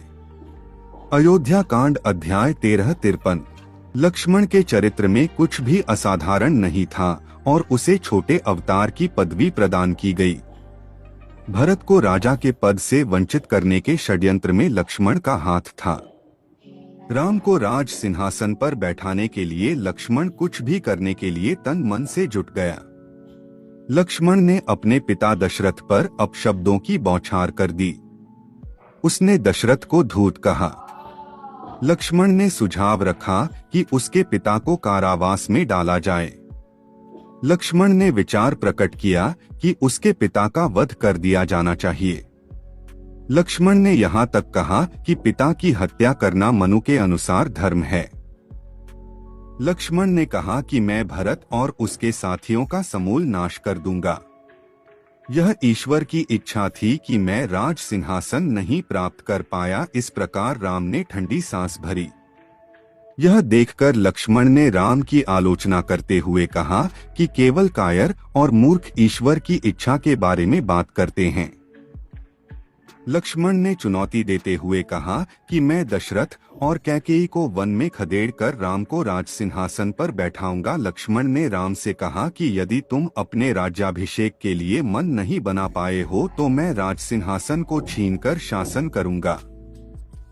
देश को छोड़कर वन की ओर जाते हुए लक्ष्मण ने कहा कि धन्य है वह पुरुष जो वेश्याओं से सजाई गई अयोध्या पर शासन करता है। वन में लक्ष्मण भरत की तरफ गुर्राते हुए बोला कि मैं इसे अभी मार डालूंगा। मैं भरत से अपनी शत्रुता का बदला लेने जा रहा हूँ जिसने राज सिंहासन को हड़प लिया है। राम ने वन में लक्ष्मण को कहा, क्योंकि हमारे पिता वृद्ध और दुर्बल हो गए हैं और हम वन में आ गए हैं। भरत और उसकी पत्नी बिना विरोध के आनंद पूर्वक शासन कर रहे होंगे। यह उसके अंदर की नीचता, राज सिंहासन पर अधिकार करने की महत्वाकांक्षा और ईर्ष्या को प्रकट करता है। उसने अपने पिता को मूर्ख और बुद्धिहीन कहा। यदि मैं क्रोधित हो जाऊं तो मैं अकेला अपने समस्त शत्रुओं को परास्त कर राजा बन सकता हूं, किंतु मैं ऐसा प्रजा के कारण नहीं कर रहा हूं। इस प्रकार राम ने न्याय और सत्य के विरुद्ध अपमान व्यक्त किया। अध्याय 6 सीताहरण। लंका में हुए युद्ध के लिए स्वयं राम दोषी थे। यदि राम की आंखों के सामने उनका भाई लक्ष्मण उस निर्दोष युवती सुरुपनखा की नाक काटकर उसको विकृत न करता तो रावण द्वारा सीता का हरण नहीं किया जाता और लंका का युद्ध नहीं होता, जिसमें छल कपट, सिद्धांतहीनता और अनैतिकता से लड़ी गई लड़ाई में उस काल के श्रेष्ठ योद्धाओं को अपने प्राण गंवाने पड़े। एक ओर लंका की ओर से युद्ध में वीरगति को प्राप्त शूरवीरों के नाम उजागर किए गए, दूसरी ओर राम की ओर से युद्ध में मारे गए योद्धाओं के नाम पर उस पक्ष द्वारा पर्दा डाल दिया गया। किस प्रकार फूट डालकर भाई को भाई के विरुद्ध, पुत्र को पिता के विरुद्ध खड़ा किया गया, आज भी वही कर रहे हैं। निर्दोष स्त्रियों का वध किया गया और अत्याचार करते समय सीता को भी नहीं छोड़ा गया। गायों के मांस का भक्षण करने वाले विदेशी आर्य और ऋषि मुनि यज्ञों में निर्दोष पशुओं की बलि के नाम पर हत्या करते थे। ऐसे हिंसक यज्ञों को रोकने का दयालु, अहिंसक और सदाचारी भारतीय मूल के लोग विरोध करते थे और पशुओं की रक्षा के लिए अपने प्राणों की बलि भी देकर पशुओं के हत्या कांड को रोकते थे, तो विदेशी आर्य संस्कृति के घृणित लोग उनके विरुद्ध घृणा उत्पन्न करते थे और उनको राक्षस के नाम से पुकारते थे। आखिर उस निर्दोष सुरुपनखा का ऐसा कौन सा अपराध था जिसके लिए उसको इतना भयानक दंड दिया गया? यह एक विचारणीय प्रश्न है। राम, लक्ष्मण तथा सीता जिस वन में आकर ठहरे थे, उस वन में सुरुपनखा का भी वास था। ऐसा नहीं था कि वह अचानक राम के सामने आकर प्रकट हो गई हो। वह उन तीनों से समय समय पर भेंट करती रहती थी। तभी उसे परिचय प्राप्त हुआ था कि राम राजा दशरथ के पुत्र थे और सीता उनकी पत्नी तथा लक्ष्मण भाई था। सुरुपनखा एक बुद्धिमान युवती थी। वह नख नाखून से सिर तक सौंदर्य से भरपूर थी, इसलिए उस रूपसी को सुरुपनखा कहा जाता था। वह तथ्य से भली भांति परिचित थी कि राजघरानों में एक से अधिक पत्नियां रखने की प्रथा थी। वह राम से प्रेम करने लगी। एक दिन उसने राम के समक्ष विवाह का प्रस्ताव रख दिया जो परंपरायुक्त था। राम ने प्रस्ताव की गंभीरता को नहीं समझा और न ही सुरुपनखा को समझाया कि वह उससे विवाह करने का विचार त्याग दे। उस मर्यादा पुरुष ने मर्यादा को ताक में रखकर विवाह प्रस्ताव को एक उपहास बना डाला और झूठ बोलते हुए कहा कि लक्ष्मण अविवाहित है, अतः वह उसके साथ विवाह कर ले। तब सुरुपनखा लक्ष्मण के पास गई, पुनः राम के पास गई। इस प्रकार दोनों भाई सुरुपनखा को गेंद की भांति एक दूसरे के बीच नचाते रहे। अंत में जब सुरुपनखा लक्ष्मण के पास पहुंची तो लक्ष्मण ने प्रेम प्रदर्शन का अभिनय करते हुए उसे अपने निकट बुलाया। निकट आने पर उसने सुरुपनखा को अपने बाहुपाश में जकड़ लिया। राम मूक दर्शक बने यह सब देख रहे थे। तभी लक्ष्मण ने पीछे से कटार निकाली और धोखे से न केवल सुरुपनखा की नाक ही काट डाली बल्कि उसके मुख को कटार के वारों से विकृत कर दिया। भयभीत सुरुपनखा चीखती हुई जान बचाने के लिए भागी। राम और लक्ष्मण खिलखिलाकर हंस पड़े। यही थी राम और लक्ष्मण की संस्कृति, सभ्यता एवं आचरण। कोई गिरे से गिरा व्यक्ति ऐसा अभद्र एवं क्रूर व्यवहार करने के बारे में कभी सोच भी नहीं सकता। इस प्रकार राम और लक्ष्मण ने मूर्खता का परिचय देते हुए युद्ध की चिंगारी सुलगा दी। रामराज्य में नारी का सम्मान नहीं था। नारी के साथ एक दासी और नौकरानी जैसा नीचता का अनुचित व्यवहार किया जाता था। राम ने स्त्रियों की नाक, कान, छाती आदि काटकर उन्हें विकृत और विकलांग बना दिया और उनको यातना दी। राम ने अनेक स्त्रियों का वध किया। राम ने अनेक अवसरों पर स्त्रियों से झूठ बोला। राम ने यह कहकर स्त्रियों को अपमानित किया कि स्त्रियों पर विश्वास नहीं किया जाना चाहिए और पत्नी को कोई भेद नहीं बताना चाहिए। राम सदा स्त्रियों के साथ अनुचित काम वासना का आनंद उठाना चाहता था। राम ने अनावश्यक अनेक जीवों का वध करके उनका भक्षण किया। यदि राम बाबा साहेब डॉ अंबेडकर जैसा बुद्धिमान होता तो रामराज्य में नारियों के सम्मान के लिए कानून बनाता। लेकिन राम और लक्ष्मण की मूर्खता उक्त करतूतों से प्रमाणित होती है। यदि बाबा साहेब राम राज्य में होते तो राम और लक्ष्मण को भारतीय दंड संहिता की धारा 376 के अधीन बलात्कार के जुल्म में कम से कम 7 वर्ष की सजा से दंडित किया जाता। लेकिन रामराज्य विदेशी आर्य संस्कृति का राज्य था, जिसमें भारतीय मूलवासियों और स्त्रियों को नीच समझकर उनके साथ पशुओं जैसा अत्याचार किया जाता था। तुलसीकृत रामायण में गोस्वामी तुलसीदास ने साफ साफ कहा है कि नारी में 8 अवगुण सदैव रहते हैं: साहस, अनृत, चपलता, माया, भय, अविवेक, असौच, अदाया। अर्थात उसमें साहस, चपलता, झूठापन, माया, भय, अविवेक, अपवित्रता और कठोरता खूब भरी रहती है, चाहे कोई भी नारी क्यों न होवे। राखिए नारी जगती उर्माही, जुगनी शास्त्र नृप्ति बस नाही। अर्थात स्त्री को चाहे हृदय से लगाकर रखो तो भी स्त्री, शास्त्र और राजा किसी के वश में नहीं रहती। काम, क्रोध, लोभादि मद प्रबल मोह के धारी, तिन मह अति दारुण दुखद माया रूपी नारी। अरण्यकांड 76। अर्थात काम, क्रोध, लोभ, मद आदि प्रबल मोह की धाराएं हैं। उनमें अत्यंत कठिन दोहक देने वाली माया रूपिणी स्त्री है। सुख चाही मूढ़ न धर्मरता, मति थोरी कठोरी न कोमलता। उत्तरकांड 1:6-1/1। अर्थात स्त्री धर्म में तो विश्वास करती नहीं किंतु सुख चाहती हैं। उनमें बुद्धि अधिक नहीं होती, वे कठोर होती हैं, उनमें कोमलता नहीं होती। विधिहु न नारी हृदय गति जानी, सकल कपट अधवगुण खानी। अयोध्याकांड 1:62। अर्थात स्त्री की गति को विधाता भी नहीं जान सकता। स्त्री का हृदय सभी तरह के कपट, पाप और अवगुणों की खान होता है। सहज अपावनी नारी पति सेवत शुभ गति लहें। अरण्यकांड 9। अर्थात स्त्री स्वभाव से ही अपवित्र है, पति की सेवा करने से ही उसे सद्गति प्राप्त होती है। भ्राता पिता पुत्र उर्गारी, पुरुष मनोहर निर्खत नारी। कोई विकलसक मन ही न रोकी, जिमी रबिमनी द्रव रवि ही बिलोकी। अरण्यकांड 28-4।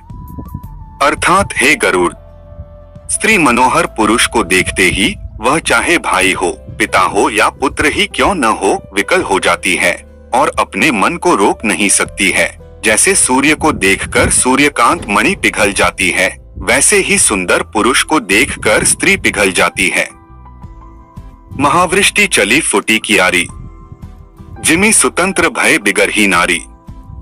अरण्यकांड 16 से 4। अर्थात भारी वर्षा होने पर क्यारियां इस तरह फूट चली जिस तरह स्वतंत्र हो जाने पर स्त्रियां बिगड़ जाती हैं। इसी प्रकार मनुस्मृति में कहा गया है कि स्त्री कुंवारी रहती है तो पिता रक्षा करता है, युवती होने पर पति रक्षा करता है, बुढ़ापे में पुत्र रक्षा करता है, वह किसी भी अवस्था में स्वतंत्रता की अधिकारी नहीं होती है। इसलिए रामायण जैसे धार्मिक ग्रंथों ने नारी को एक घिनौनी वस्तु से अधिक नहीं समझा है।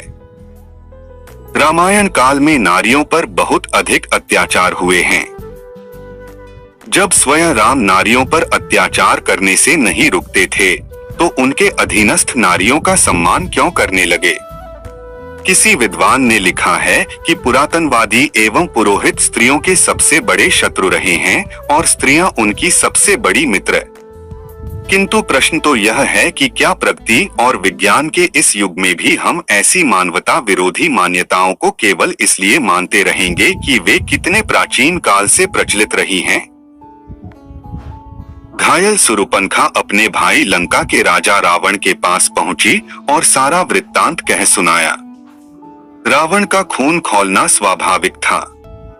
रावण ने मामा मारीच को हिरण बनाकर भेजा था। वन में जब राम हिरण का पीछा कर रहा था और जब वह मृत्यु की पीड़ा से चिल्ला पड़ा, तब सीता ने लक्ष्मण से विनय की कि वह राम की सहायता के लिए दौड़कर जाए। लक्ष्मण ने उत्तर दिया, मेरे भाई पर कोई विपत्ति नहीं आ सकती। इस पर सीता क्रुद्ध हो उठी और कहने लगी, क्या तुम राम की मृत्यु हो जाने पर मेरा शील भंग करने की इच्छा रखते हो? क्या तुम केवल इसी उद्देश्य से वन में आए हो? मैं जानती हूँ कि तुम और भरत मेरी इज्जत लूटना चाहते हो। सीता के इस प्रकार के छिछोरेपन पर क्रुद्ध होकर लक्ष्मण चल दिया। उसने उसे नीच और लज्जाहीन एवं मान मर्यादा रहित बताया। लगता है जैसे कि पहले ही व्यवस्था की गई थी। तुरंत सन्यासी के वेश में रावण प्रकट हुआ। गुस्से में रावण जब सीता को उठाने गया था और उसने बताया कि वह रावण है और राक्षसों का राजा है। उस समय सीता ने रावण को नापसंद किया था, किंतु सीता ने हृदय से रावण का स्वागत तब किया जब रावण ने अपनी ओर से सीता के नेत्रों, दंत, पंक्तियों, मुख तथा जंघा के सौंदर्य का बखान करना आरंभ किया और उसके वक्षस्थल की तुलना ताड़ के फल के साथ की। जैसे जैसे मैं तुम्हारे शरीर के इन अंगों को निहारता हूँ, मेरा भावावेश अनियंत्रित हो जाता है। तुम्हारा सौंदर्य मेरे हृदय पर प्रहार करता है, जैसे नदी की लहरें तट पर प्रहार करती है। इस प्रकार वह सीता के शरीर के अंग अंग का वर्णन करता रहा। यदि सीता यथार्थ में पतिव्रता स्त्री थी, महान चरित्रवान थी, जिसका कभी अनुकरण कर सके, तब उसे क्या करना चाहिए था? क्या कोई व्यक्ति हमारी स्त्रियों को ऐसे भ्रष्ट और नीच ढंग से संबोधित कर सकता है? यदि वह ऐसा करे तब क्या वह बच सकता है? किंतु सीता ने क्या किया? रावण के मुख से अपने सौंदर्य का वर्णन सुनकर वह स्वयं को खो बैठी और उसने रावण को भोजन खिलाया। रावण को भोजन कराने के बाद उसने बताया कि वह राजा जनक की पुत्री और राम की पत्नी है। उसने अपनी वास्तविक आयु की जगह झूठी आयु बताई। उसने कहा कि जब वह वन में आई और उस समय जब वह रावण के साथ बात कर रही थी, उसकी आयु 13 वर्ष की थी। तब उसने बताया कि वह विवाह के बाद अयोध्या में 12 वर्षों से रह रही थी। वह फिर बोली कि जब वह वन में आई तब उसकी आयु 18 वर्ष थी। यह कैसी सामंजस्यता है? वह विवाह के बाद 12 वर्ष अयोध्या में रही। उसके अनुसार वयस्क होने के बाद वह अपने पिता के पास अविवाहित कन्या के रूप में लंबे समय तक रही। किंतु रावण की उपस्थिति में जो गणना उसने प्रस्तुत की, उसके अनुसार उसका विवाह 6 वर्ष की आयु में हुआ। इसको मान ले तो क्या वह शीघ्र ही वयस्कता प्राप्त कर अनेक वर्षों तक अपने पिता के घर में रही? उसने इस प्रकार बकवास क्यों की? अपनी अधिक आयु को छिपाने के लिए उसने ऐसा किया। तब सामान्य तौर पर उसकी आयु 45 वर्ष से अधिक होगी। वयस्क होने के बाद वह अनेक वर्षों तक अविवाहित रही, अतः विवाह के समय वह 20 वर्ष की रही होगी। 12 वर्ष अयोध्या में और 13 वर्ष वन में, और विवाह के समय आयु 20 वर्ष, इसलिए आयु 45 वर्ष हुई। लक्ष्मण ने इसकी पुष्टि की थी। उसने कहा था कि सीता अधिक आयु की थी और उसका पेट फूला हुआ था। उसने यह कब कहा? शूर्पणखा राम से प्रेम करती थी और उसके साथ विवाह करना चाहती थी। राम ने कहा कि वह पहले से विवाहित था और वह लक्ष्मण के पास जाए जो कंवारा था।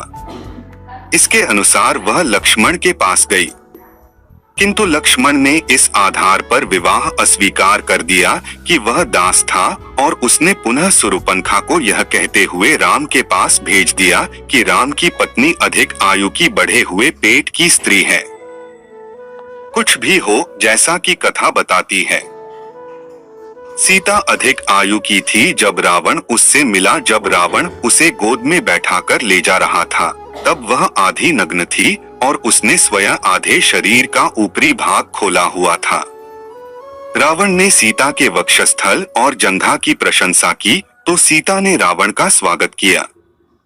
जैसे ही सीता रावण के महल में उतरी, उसका रावण के प्रति प्रेम और भी बढ़ गया। रावण ने सीता से कहा कि आओ हम मिलकर आनंद उठाएं, किंतु सीता अपने नेत्रों को बंद करके सिसकियां लेने लगी। सीता ने उत्तर दिया कि तुम अपनी इच्छानुसार इस शरीर का आलिंगन करने के लिए स्वतंत्र हो, मेरे लिए इसकी रक्षा करना आवश्यक नहीं है। मुझ पर कलंक नहीं लगना चाहिए कि मैंने गलती की है। अपनी बहन के प्रति अपमान, निर्दयता और पाशविक व्यवहार से उत्पन्न उत्तेजना को सहन न कर पाने के कारण रावण प्रतिक्रिया स्वरूप सीता का हरण करके उसे लंका ले गया। उसने लंका में लाकर न तो सीता की नाक काटी और न ही उसके चेहरे को विकृत किया। रावण ने अपनी भतीजी के संरक्षण में नारी सम्मान के साथ अशोक वाटिका के रमणीय वातावरण में सीता के रहने की व्यवस्था करवाई। उसको यह कार्यवाही न तो सीता के प्रति प्रेम और न ही दूसरे व्यक्ति की पत्नी को अपमानित करने के उद्देश्य का प्रतिफल थी। वाल्मीकि ने कहा कि अत्यधिक उत्तेजित किए जाने पर भी, संयत न हो पाने वाले क्रोध के रहते हुए भी और अदम्य उत्तेजना होने पर भी रावण ने बदले की भावना से सीता के कान, वक्ष तथा नाक विकृत करने के बारे में सोचा तक नहीं, जबकि राम और लक्ष्मण द्वारा शूर्पणखा के साथ क्या क्या नहीं किया गया। हनुमान ने स्वयं यह कहा था कि रावण के महल में समस्त स्त्रियों ने स्वेच्छा से उसकी पत्नियां बनना स्वीकार किया। उसने किसी भी स्त्री का उसकी इच्छा के बिना अथवा जबरन स्पर्श तक नहीं किया। रावण देवताओं एवं ऋषियों से घृणा करता था। ऐसा क्यों था? क्योंकि वे यज्ञ के नाम पर पवित्र अग्नि को भेंट चढ़ाने के लिए निर्दोष एवं मूक निरीह पशुओं का निर्दयता से वध करते थे। इसके अतिरिक्त और अन्य किसी कारण से रावण उनसे घृणा नहीं करता था। वाल्मीकि ने स्वयं कहा था कि रावण एक अच्छा पुरुष था।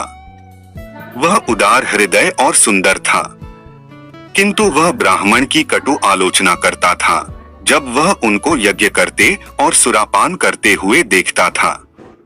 वास्तव में अधिक आयु की होने पर भी सीता ने अपनी वास्तविक आयु क्यों छिपाई, जबकि रावण ने हंसकर उसके अंग अंग की प्रशंसा की? इस पर जरा विचार करें।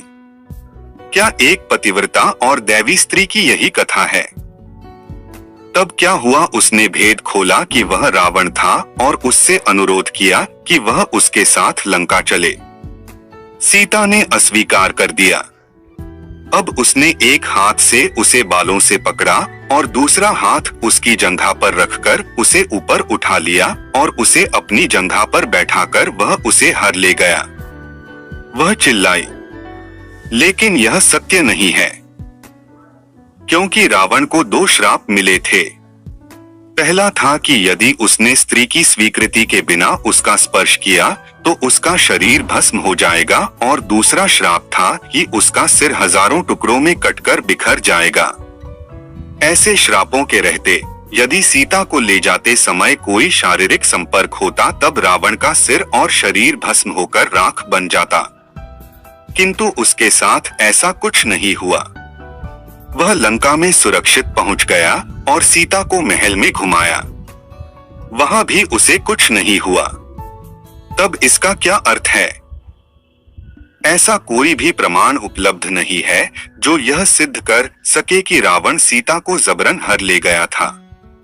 रावण सीता को जबरन हर कर भी नहीं ले जा सकता था, क्योंकि सीता इतनी शक्तिशाली थी कि वह शिवजी के धनुष को घर की सफाई के वक्त एक कोने से उठाकर दूसरे कोने में रख देती थी, और रावण इतना कमजोर था कि वह शिवजी के धनुष के नीचे दबी अपनी उंगली को भी मुश्किल से निकाल पाया था। इसलिए इतनी शक्तिशाली सीता का इतने कमजोर रावण द्वारा जबरदस्ती अपहरण करना नामुमकिन है। मेरे इस निष्कर्ष पर रूढ़िवादी क्रोध से भड़क सकते हैं, किंतु मैं अपने विचार बदलने वाला नहीं हूँ। रावण जब लंका में सीता के साथ था तब उसने कहा कि हे सीता, तुम लज्जा न करो, हमारा मिलन दैवी व्यवस्था है, समस्त ऋषिगण इसका स्वागत करते हैं।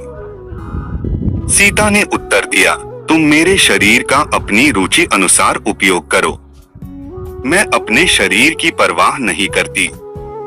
आगे रामायण में कहीं भी ऐसा नहीं मिलता कि उसके लेखक ने सीता को एक पतिव्रता स्त्री अथवा नायिका अथवा बुद्धिमान स्त्री अथवा एक ऐसी स्त्री जो अपने सतीत्व को सुरक्षित रखने की इच्छुक स्त्री बताया है।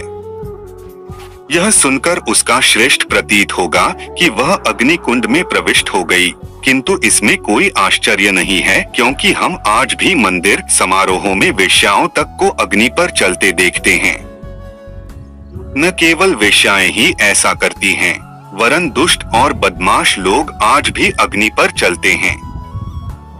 यदि हम गंभीरता से वाल्मीकि रामायण का अध्ययन करते हैं तो पाते हैं कि सीता उस समय गर्भवती थी। अध्याय 8 सुंदरकांड। जब हनुमान सीता की खोज में निकले, उस रास्ते में भारत और श्रीलंका के मध्य समुद्र की चौड़ाई लगभग 40 किलोमीटर थी, जबकि तुलसीदास अपनी रामायण में भारत और श्रीलंका के बीच 100 योजन अर्थात 400 कोस अर्थात 1200 किलोमीटर की चौड़ाई बताकर अपने आप को मूर्ख और महान झूठा साबित करते हैं।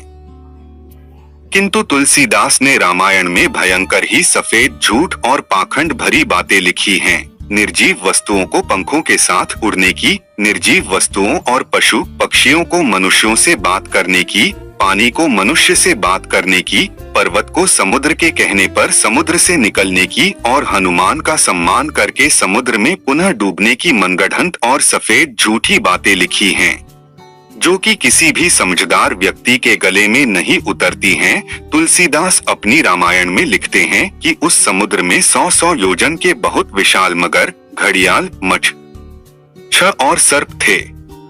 तुलसीदास के ऐसे सफेद झूठ को किसी भी व्यक्ति को पचाना नामुमकिन है। भारत और श्रीलंका के मध्य 40 किलोमीटर की जगह में 100 योजन अर्थात 400 कोस अर्थात 1200 किलोमीटर के विशाल शरीर वाले जीव जंतु होना असंभव है। इससे सिद्ध होता है कि तुलसीदास ने भंग के नशे में भारतीय लोगों को मनगढ़ंत कहानियों में उलझाने के लिए एक काल्पनिक और मूर्खता भरी बातों की एक झूठी बकवास लिखी है, जिसका समाज के लिए कोई भी औचित्य नहीं है। ऐसी सफेद झूठों से तुलसीदास ने मूर्खतापूर्ण और दिमाग के दिवालियेपन की मानसिकता का परिचय दिया है। वाल्मीकि रामायण के सुंदरकांड 36वां सर्ग श्लोक 41 से विदित है कि जब हनुमान सीता के पास अशोक वाटिका में पहुँचे तो उन्होंने राम के वियोग के संबंध में सीता को इस प्रकार कहा कि राम आजकल वियोग में न मांस खाते हैं, न ही शराब पी रहे हैं। इसका तात्पर्य यह हुआ कि राम ने सीता के वियोग में मांस खाना और शराब पीना बंद कर दिया था, अर्थात राम मांस और शराब भक्षी थे। जबकि ब्राह्मणी लोग प्रचारित करते हैं कि राम मांस और शराब का सेवन नहीं करते थे, जो कि ब्राह्मणी लोगों का एक सफेद झूठ है। इसके साथ ब्राह्मणी लोगों का ये भी सफेद झूठ है कि हनुमान ने लंका दहन किया था।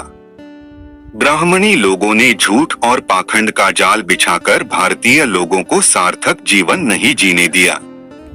इन लोगों ने झूठ और पाखंड के नाम पर भारत के अशिक्षित और आस्थावादी शिक्षित लोगों को अभी तक खूब मूर्ख बनाया है। ये लोग रावण की सोने की लंका की, हनुमान के उड़ने की, राम सेतु इत्यादि की मनगढ़ंत कहानियों से भारतीय लोगों को भ्रमित करते रहे हैं।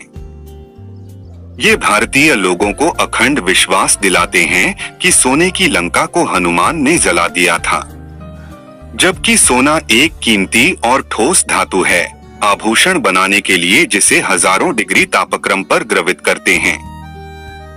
सोने से आभूषण बनाने के लिए सोने को लगभग 1064 डिग्री सेंटीग्रेड के तापक्रम पर पिघलाया जाता है। सोना 1064 डिग्री सेंटीग्रेड पर पिघलकर द्रवित स्थिति में आता है और ठंडा होने पर पुनः ठोस रूप में आता है। ब्राह्मणी लोगों का मत है कि लंका का निर्माण शिवजी ने लाखों वर्ष पूर्व कराया था, जबकि सोने की खोज को 5000 वर्ष और श्रीलंका में मनुष्य की उपस्थिति को 34,000 वर्ष ही हुए हैं। तो सोने की लंका का निर्माण लाखों वर्ष पूर्व किसके लिए कराया था और वहां पर लाखों वर्ष पूर्व कोई मनुष्य जाति ही नहीं थी, तो उसका निर्माण कैसे हुआ? 5000 वर्ष पूर्व कोई सोने की खान तो थी नहीं। कुछ नदियों की रेता को छानकर उसमें से जो सोने के कण निकलते थे उनको पत्थर से पीटकर आभूषण बनाते थे। उस समय सोने निकालने की न तो कोई तकनीक थी और न ही कोई खान थी, तो सोने की लंका के लिए लाखों वर्ष पूर्व हजारों टन सोना कहां से आया? लेकिन राम के कार्यकाल को कुछ लोग 10,000 वर्ष बताते हैं, तो 10,000 वर्ष पूर्व लंका का निर्माण शिवजी ने किया होगा। एक तरफ ब्राह्मणी लोग शिवजी को सृष्टिकर्ता मानते हैं और सृष्टि की रचना अरबों वर्ष पूर्व हुई थी, तो शिवजी 10,000 वर्ष पूर्व सोने की लंका का निर्माण कैसे कर सकते हैं? यदि शिवजी के पास हजारों टन सोना होता तो शिवजी सोने का महल यदि बनाते तो श्रीलंका के स्थान पर भारत में बनाते, क्योंकि शिवजी भारत के लोगों के शुभ चिंतक थे।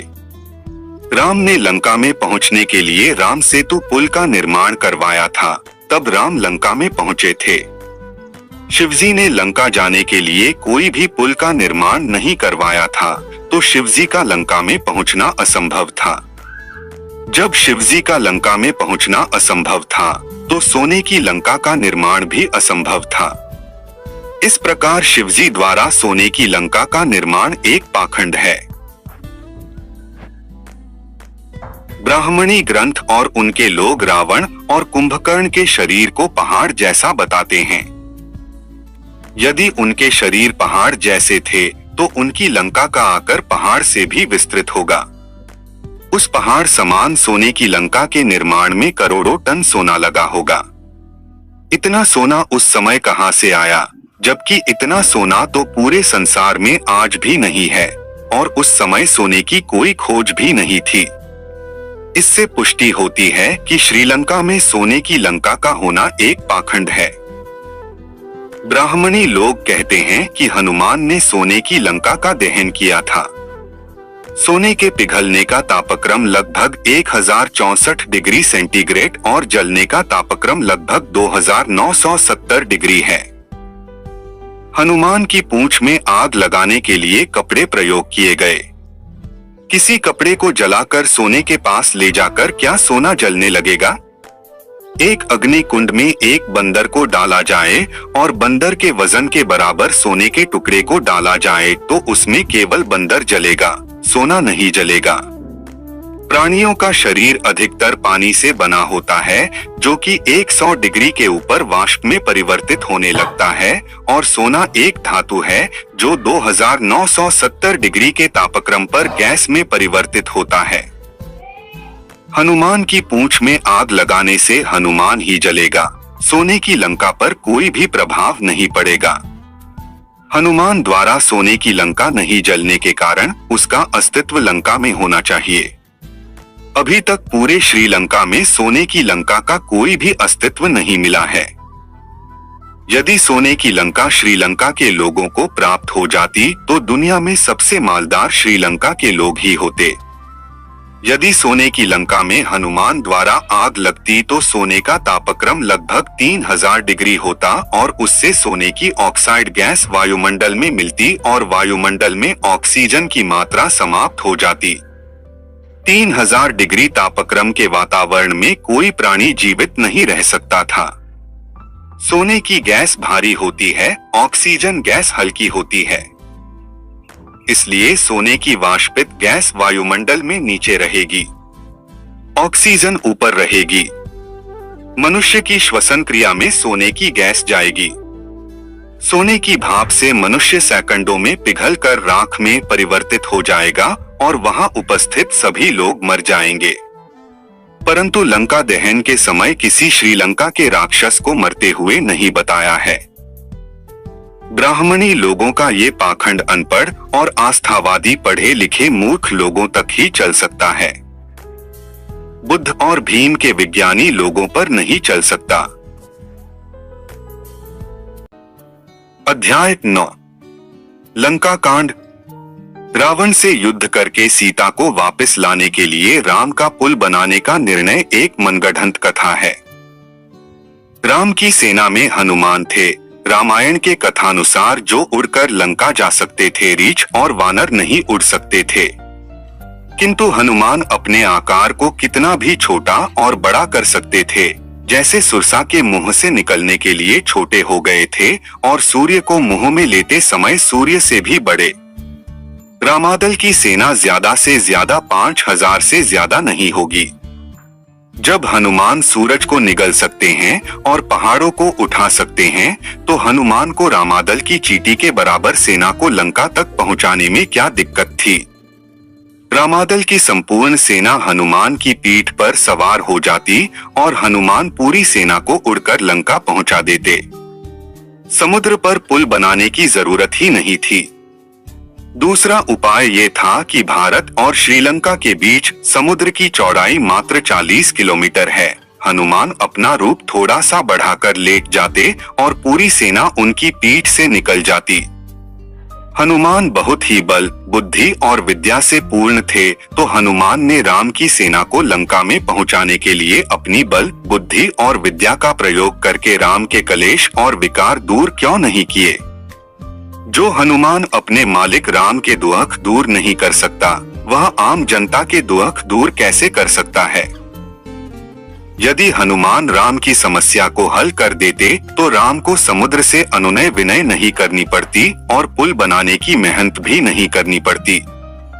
इससे ये ही प्रमाणित होता है कि हनुमान न तो उड़ सकते थे और न ही उनके पास कोई बल, बुद्धि और विद्या थी।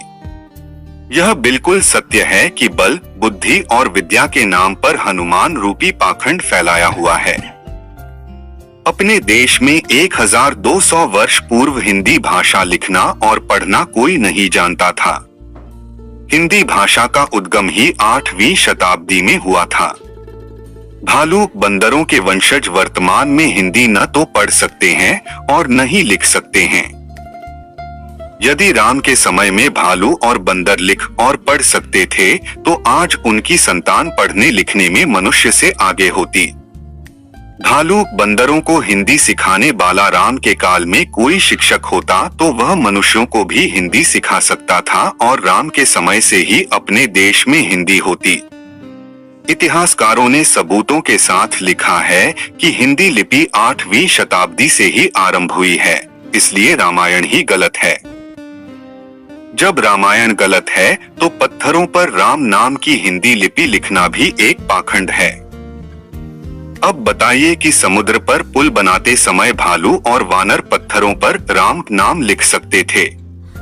राम का नाम लिखे पत्थरों को पानी पर तैराना लोगों को मूर्ख बनाने के लिए एक पाखंड है। हवा भरी बॉल को पानी पर डालते हैं तो वह पानी पर तैरती रहेगी जब तक उसके अंदर वायु है। यदि पानी पर तैरने वाला पत्थरों का ऐसा कोई पुल होता तो आज भी वह पानी पर तैरता। इससे सिद्ध होता है कि राम सेतु का निर्माण और हनुमान का उड़ना दोनों पाखंड है। लक्ष्मण शक्ति के प्रसंग में तुलसीदास ने लिखा है कि लक्ष्मण को शक्ति लगने के उपरांत मेघनाथ के समान 100 करोड़ योद्धा उन्हें उठा रहे थे, परंतु उनसे वे नहीं उठे। मूर्ख तुलसीदास को इतनी बड़ी गप्पे लिखते हुए शर्म नहीं आई। ऐसे मूर्ख की कुछ महान मूर्ख लोग रात और दिन पूजा और सम्मान देकर देश को काल के गाल में धकेल रहे हैं।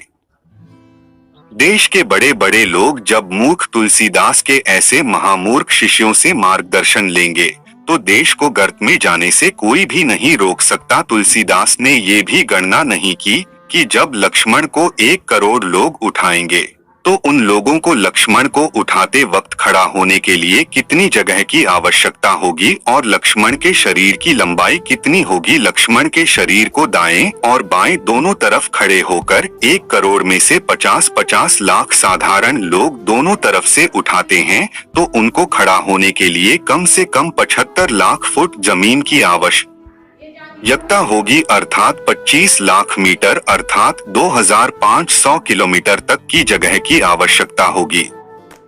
यदि लक्ष्मण की लंबाई 2500 किलोमीटर थी तो लक्ष्मण के पैर श्रीलंका में और सिर हिमालय पर्वत पर होना चाहिए। जब लक्ष्मण का सिर हिमालय पर्वत पर था तो लक्ष्मण हिमालय पर्वत से हाथ बढ़ाकर दवा का सेवन कर लेता और हनुमान को दवाई के लिए हिमालय पर्वत उठाने की आवश्यकता नहीं होती। इस प्रकार की महान गप्पें तुलसीदास द्वारा रामायण में लिखी गई हैं। ब्राह्मणी लोग हनुमान को बल, बुद्धि और विद्या का भंडार मानते हैं, परंतु हनुमान सबसे मूर्ख था। जब श्रीलंका के हकीम ने उसको हिमालय से संजीवनी ब्यूटी नामक दवाई लाने के लिए कहा था, परंतु हनुमान इतना मूर्ख था कि जरा सी दवाई के लिए हिमालय पर्वत को ही उठा लाया। हनुमान से बुद्धिमान तो आज के लोग हैं। डॉक्टर दवाई लिखता है तो पूरी दुकान को न उठाकर लिखी हुई दवाई को ही लाते हैं। जब उस समय के जानवर पत्थरों पर राम नाम हिंदी में लिख सकते थे और पर्वत बातें कर सकते थे तो हनुमान एक कागज पर हकीम से दवाई लिखवा कर ले जाते और उस कागज को हिमालय को बता देते तो हिमालय अपने स्वयं के उठने के स्थान पर मंगाई गई ब्यूटी को ही हनुमान को दे देते, परंतु हनुमान में कोई बुद्धि ही नहीं थी, इसलिए एक मूर्ख की तरह हिमालय पर्वत को उठाकर लाया था। इससे पुष्टि होती है कि हनुमान एक बुद्धिहीन जानवर था। यदि हनुमान में बल होता तो राम को लंका में पहुंचने के लिए पुल की आवश्यकता ही नहीं होती। वह रामादल को अपनी पीठ पर बैठाकर 1 सेकंड में लंका में पहुंचा देता। रावण भी तो भारत में बिना पुल के आता जाता था। रामायण में ऐसा कहीं भी नहीं लिखा है कि हनुमान ने किसी से शिक्षा प्राप्त की थी। इस प्रकार पुष्टि होती है कि हनुमान बल और विद्या से स्वयं ही हीन था, तो वह दूसरों को बल और विद्या कैसे दे सकता है। इस प्रकार तुलसीदास सहित संपूर्ण रामादल मूरों की फौज थी। बंगाली रामायण के लंकावतार सुत्त में यह लिखा है कि रावण एक द्रविड़ राजा था जो बौद्ध धर्म में दीक्षित हो गया था और वह प्लेटो और सुकरात जैसा दार्शनिक था। बौद्ध साहित्य में रावण की अत्यधिक प्रशंसा किए जाने के कारण ब्राह्मणों तथा पंडितों ने अपनी रामायण गढ़कर रावण का चरित्र हनन करके उसे ऐसे तुच्छ एवं घृणित रूप में प्रस्तुत किया। अपनी रामायण में कीर्तावास कहते हैं कि रावण ने देश में प्यार और उपकार के साथ शासन किया। रणभूमि में मृत्यु के समय रावण ने राम को अपने पास बुलाकर उसके कानों में कहा कि राम, तुमने कपट और धोखेबाजी के साथ युद्ध लड़ा था। इस प्रकार हम कीर्तवासन की रामायण में पाते हैं कि रावण ने सत्य और न्याय का उपदेश दिया था। विभीषण ने अपने भाई की हत्या करवाकर लंका का राजा बनने की लोलुपता से प्रेरित होकर अपने ही परिवार के शत्रु राम के समक्ष समर्पण कर दिया। जब राम और लक्ष्मण मेघनाद से पराजित होकर गिर पड़े तो विभीषण विलाप करके कहने लगा कि राज्य को गंवाकर मैं मुसीबत में पड़ गया हूँ। विभीषण का खून उस समय क्यों नहीं खौला जबकि उसकी बहन तथा अन्य संबंधी स्त्रियों की नाक, कान, छातियां और बाल काटकर उनका अंगभंग किया गया और उन्हें अपमानित किया गया। कुछ की तो हत्या कर दी गई। वह इन घटनाओं पर व्याकुल नहीं हुआ। अनेक भयानक पाप कर्म करने वाले पापी राम को ईमानदार, न्यायप्रिय और वीर योद्धा बताना तथा अपने ही भाई रावण को, जिसने बंदी बनाई गई सीता के साथ सम्मानपूर्ण व्यवहार किया, उसे शरारती बताना, ये सब उसके द्वारा अपने ही भाई के साथ धोखा करके लंका पर कब्जा करने का उसका गूढ़ उद्देश्य दर्शाता है। यह उसकी स्वार्थ सिद्धि और नीच मानसिकता के अतिरिक्त और क्या हो सकता है। रावण एक विद्वान व्यक्ति, एक महान संत, महाज्ञानी, अपनी प्रजा और संबंधियों का दयालु रक्षक, एक वीर योद्धा, एक शक्तिशाली व्यक्ति, एक उदारमन सैनिक, एक पवित्र व्यक्ति, सम्यक मार्ग धारक और अनेक वरदानों का प्राप्तकर्ता बौद्ध भिक्षु था। विभीषण ने अपने भाई रावण की सार्वभौमिकता के प्रति ईर्ष्यालु होकर उसके साथ विश्वासघात किया और उसकी मृत्यु का कारण बना।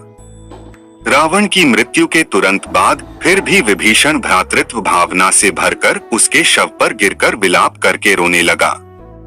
रावण के प्रति श्रद्धांजलि अर्पित करते हुए और उसके सद्गुणों का वर्णन करते हुए विभीषण ने कहा, तुम न्याय करने में कभी विफल नहीं हुए। तुमने महापुरुषों का सदा सम्मान किया। ब्राह्मणी लोग मनगढ़ंत कहानियों से भारत के आस्थावादी लोगों को खूब मूर्ख बनाते हैं। कभी राम के नाम पर दीपावली की मनगढ़ंत कहानी रचते हैं, कभी शबरी के राम द्वारा झूठे बेर खाने का पाखंड रचते हैं, कभी सोने की लंका का पाखंड रचकर लोगों को मूर्ख बनाते हैं। किसी भी रामायण में नहीं लिखा है कि राम दीपावली के दिन वन से वापस आए थे। किसी भी रामायण में नहीं लिखा है कि राम ने शबरी के झूठे बेर खाए थे। ब्राह्मणी लोग राम का जन्म चैत्र माह में नवमी को मनाते हैं। वनवास के समय राम की आयु 17 वर्ष की थी। राम वनवास के समय कौशल्या ने राम से कहा कि बेटा, तेरे जन्म से आज तक इन 17 वर्षों में कैकेयी से मैंने बहुत दुख झेले हैं। यदि तुम न होते तो मैं मर जाती। वाल्मीकि रामायण। राम को 14 वर्ष का वनवास हुआ था और 14 वर्ष के बाद अपने जन्मदिन चैत्र नवमी के बाद ही वन से वापस लौटे थे। पंचवटी से सीता का अपहरण वनवास के 13 वर्ष बाद और वन से आने से 1 वर्ष पूर्व हुआ था। जब सीता रावण के साथ जा रही थी तब सीता ने रावण को कहा था कि मुझे वन में रहते 13 वर्ष हो गए हैं। ऐसा वाल्मीकि रामायण में लिखा है। सीता का अपहरण चैत्र महीने के बाद ग्रीष्म ऋतु में हुआ था। जब राम और लक्ष्मण सीता की खोज करते हुए सुग्रीव के पास पहुंचे तो उस समय ग्रीष्म ऋतु का समय था। यह तुलसीकृत रामायण में किष्किंधा कांड के पृष्ठ संख्या 597 पर लिखा है। तुलसीदास ने लिखा है, गत ग्रीष्म वर्षा ऋतु आई, रही हूँ निकट सैल पर छाई। अर्थात हे सुग्रीव, ग्रीष्म ऋतु बीतकर वर्षा ऋतु आ गई। आठ मैं पास के पर्वत पर ही रहूंगा। हनुमान सीता की खोज में अक्टूबर अर्थात कार्तिक महीने के आरंभ में लंका गया था। तुलसीकृत रामायण के किष्किंधा कांड के पृष्ठ संख्या 602 पर साफ साफ लिखा है कि वर्षागत निर्मल ऋतु आई, सुधी न तात सीता की पाई। अर्थात हे लक्ष्मण, वर्षा ऋतु बीत गई, निर्मल शरद ऋतु आ गई, परंतु अभी तक सुग्रीव ने सीता की खबर की कोई व्यवस्था नहीं की है। सीता की खोज में हनुमान कार्तिक माह की शरद पूर्णिमा को लंका में पहुंचा था।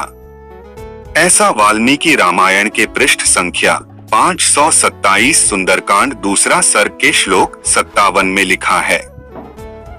हनुमान सीता की खोज खबर लेकर 1 महीने बाद आधे आश्विन में वापस लौटा था, अर्थात 15 नवंबर के आसपास। यह तुलसीकृत रामायण के पृष्ठ 605 पर चौपाई 4 में लिखा है।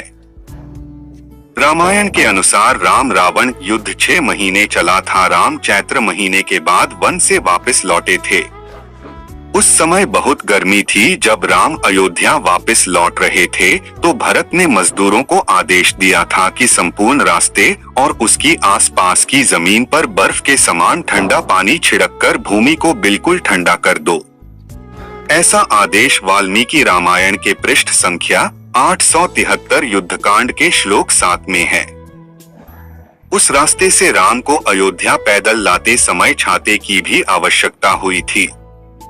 जब राम पैदल पैदल अयोध्या आ रहे थे तब कुछ नौकर राम के ऊपर सफेद रंग का छाता लेकर चल रहे थे और कुछ हाथ के पंखे से हवा करते हुए चल रहे थे। ऐसा वर्णन वाल्मीकि रामायण के युद्धकांड के पृष्ठ संख्या 873 के श्लोक 19 में है। इसका तात्पर्य है कि राम वैशाख अर्थात मई महीने में वापस आए थे। जब राम अयोध्या वापस आए तब गगन में इतनी धूल छा गई कि गगन से धूल की वर्षा होने लगी। इससे सिद्ध होता है कि उस समय ग्रीष्म ऋतु थी। ऐसा वाल्मीकि रामायण के युद्धकांड के पृष्ठ संख्या 874 के श्लोक 29 में लिखा है। ग्रीष्म ऋतु के आरंभ में सभी वृक्ष फल फूलों से लदे रहते हैं। जब राम की सेना राम के साथ अयोध्या की तरफ बढ़ रही थी, समय सभी मीठे फलदार वृक्ष फल फलों से आच्छादित थे। ऐसा वाल्मीकि रामायण के युद्धकांड में पृष्ठ संख्या 874 के श्लोक संख्या 26 में लिखा है। इन सभी कथनों से पुष्टि होती है कि जब राम अयोध्या वापस आए उस समय वैशाख का महीना था। जब राम वैशाख में आए तो दशहरा और दीपावली का त्योहार रावण विजय और राम के वन से वापस आने की खुशी में मनाया जाना तार्किक रूप से गलत है। जबकि सत्यता यह है कि ब्राह्मणी लोग बौद्ध लोगों के त्योहारों को खंडित करने के लिए ऐसी मनगढ़ंत और काल्पनिक कहानियों की रचना करते हैं। महान सम्राट अशोक ने हिंसा को त्याग कर अहिंसा की दीक्षा दशहरे के दिन ग्रहण की थी। उसी दिन से दशहरा पर्व विजयदशमी के रूप में मनाया जाने लगा। तथागत बुद्ध ने उपदेश के रूप में 84,000 गाथाएं गाई थी। उन गाथाओं को समयक रूप देने के लिए सम्राट अशोक ने पूरे देश में 84,000 स्तूप बनवाए थे। कार्तिक की अमावस्या की रात देश के समस्त 84,000 स्तूपों पर एक ही समय पर सभी बौद्ध भिक्षुओं द्वारा दीपदान किया था। इसी प्रकार बौद्ध के त्योहारों को खंडित करने के लिए बाबा साहेब अंबेडकर के महापरिनिर्वाण दिवस के दिन मस्जिद गिराकर शौर्य दिवस मनाने लगे हैं। बाबा की जयंती दिवस को खंडित करने के लिए 14 अप्रैल को सुरक्षा दिवस के रूप में आरंभ कर दिया है। इस प्रकार बौद्धों के त्योहारों को खंडित करने के लिए ब्राह्मणी लोगों की सदियों से गहरी चाल रही है। रामलीला का नाटक खेलकर और दशहरा पर्व के अवसर पर रावण का पुतला फूंककर घृणा का वातावरण उत्पन्न किया जाता है। यदि राम लक्ष्मण सदृश कोई क्रूर व्यक्ति तुम्हारी बहन की नाक काटकर उसका अंग भंग कर दे तो तुम क्या करोगे? क्या तुम क्रोधित नहीं होंगे? क्या तुम उस अपराधी को राम लक्ष्मण के समान मानकर उसकी आरती उतारोगे और उसकी पूजा करोगे? क्या तुम उस नाक काटने वाले को मर्यादा पुरुषोत्तम संबोधित करके उसके प्रति श्रद्धा करोगे? क्या तुम अपनी उत्पीड़ित बहन को राक्षसनी कहकर उसका तिरस्कार करोगे? यदि नहीं तो इस द्वेष एवं घृणा भरी घिनौनी रामलीला के समारोह में उस विद्वान और सदाचारी रावण का पुतला फूंकने की प्रथा का जोरदार विरोध करके उसे बंद करवाने के लिए आगे बढ़ो। समस्त भारतीय लोगों के बीच परस्पर प्रेम, सौहार्द, समता, मैत्री और बंधुता की भावना विकसित करके राष्ट्रीय एकता एवं अखंडता को और अधिक सुदृढ़ करने में सहायक बनो। अपने विवेक की आवाज को सुनो। रावण विजय के बाद राम ने कहा कि हे सीता, रावण ने बिना शील भंग किए हुए तुम्हें कैसे छोड़ दिया होगा?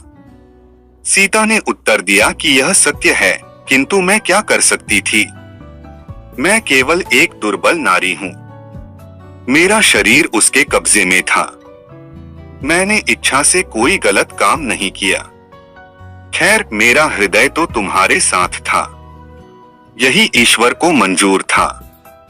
सीता ने केवल इतना ही कहा, किंतु उसने जोर देकर नहीं कहा कि रावण ने मेरा शील भंग नहीं किया था। राम सदा से सीता के चरित्र के बारे में संदेह रखता था। उसने सीता को कहा कि वह अपनी पवित्रता सिद्ध करने के लिए अग्नि में कूदकर फिर बाहर निकल आए। यद्यपि राम द्वारा निर्धारित परीक्षण के अनुसार सीता ने वैसा ही किया और सीता की अग्नि परीक्षा समाप्त होने पर भी सीता की पवित्रता के बारे में संदेह की चर्चा प्रत्येक के होठों पर थी। सीता की अग्नि परीक्षा के उपरांत राम उसे अयोध्या ले गया और शासन करने लगा। एक दिन राम के भाई की पत्नी कुमकुवावती उसके पास आई और बोली, ज्येष्ठ, सीता को आप स्वयं से अधिक प्यार करते हैं।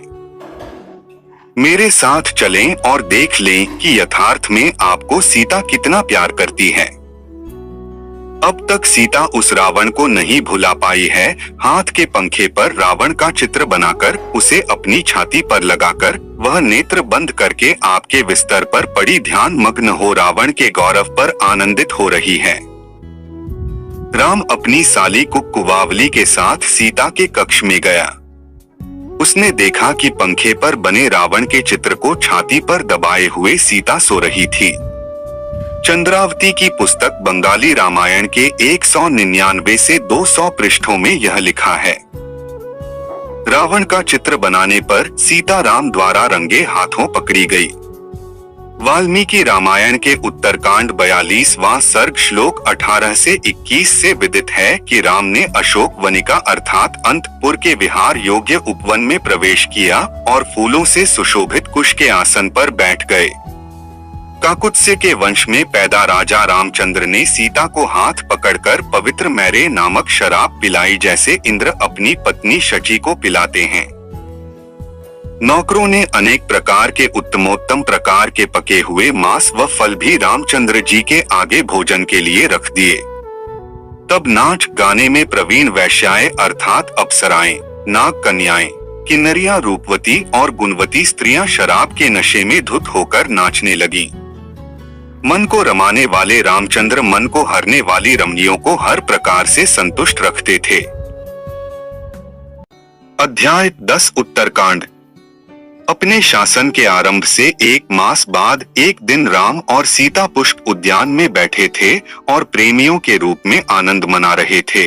तब राम का सीता के पेट पर ध्यान गया जो उभरा हुआ था। तुरंत राम ने सीता से पूछा कि तुम्हारा पेट क्यों उभरा है। यह सुनकर राम अत्यधिक चिंता और दुहक में वहां से चला गया। उसने सीता को वन में भेजने का विचार बना लिया। तुरंत राम ने अपने भाई लक्ष्मण को बुलवाया और कहा कि वह अगले दिन प्रातःकाल सीता को वन में ले जाए और उसे वहीं छोड़ आए। आज्ञानुसार दूसरे दिन प्रातःकाल सीता को लक्ष्मण वन में ले गया और उसे वहीं छोड़ दिया। वहीं लक्ष्मण ने राम की आलोचना की कि उसने लोगों की निंदात्मक बातों से बचने के लिए सीता को महल से निष्कासित कर दिया। लक्ष्मण के ये कठोर वचन सुनकर सीता को बहुत अधिक दुहक हुआ। वह मूर्छित होकर पृथ्वी पर गिर पड़ी। 2 घड़ी उपरांत होश आने पर सीता ने लक्ष्मण को उत्तर दिया कि राम की आलोचना किया जाना उचित नहीं है, क्योंकि वह 5 मास से गर्भवती है और इसके लिए उसके कर्म ही उत्तरदायी हैं। उसने लक्ष्मण को अपना पेट भी दिखाया, इसलिए हम यह अनुमान नहीं कर सकते हैं कि वे सभी स्त्रियां जो अग्नि पर चलती हैं, वे सभी पतिव्रता हो या ईश्वरीय शक्ति वाली हों। अतः सीता एक साधारण स्त्री थी। उसमें एक पतिव्रता स्त्री के कोई भी गुण मौजूद नहीं थे। वन में सीता ने 2 पुत्रों को जन्म दिया। वाल्मीकि ने बलपूर्वक सीता के पवित्र होने की बात राम से कही, तब भी राम ने उस पर विश्वास नहीं किया। जब अंत में राम ने सीता को शपथ लेने को कहा, तब सीता ने अस्वीकार कर दिया और सीता को भूमि की खाई में कूदकर प्राण गंवाने पड़े। रामायण के अनुसार राम एक अयोग्य पुरुष और सीता एक शील भंग हुई स्त्री है। इसे सिद्ध करने के लिए अनेक सामान्य दृष्टांतों में से एक यह है कि राम ने अपनी गर्भवती पत्नी सीता को वन में अकेले छुड़वा दिया। यह एक भयानक निर्दयता है। सीता के संबंध में मेरा कहना है कि वह नैतिक रूप से पवित्र नहीं थी, क्योंकि उसकी रावण के साथ अवैध घनिष्ठता थी। यदि राम के कृत्य को न्याय संगत स्वीकार किया जाता है तो सभी के द्वारा यह भी स्वीकार किया जाना चाहिए कि सीता के गर्भ का कारण रावण था।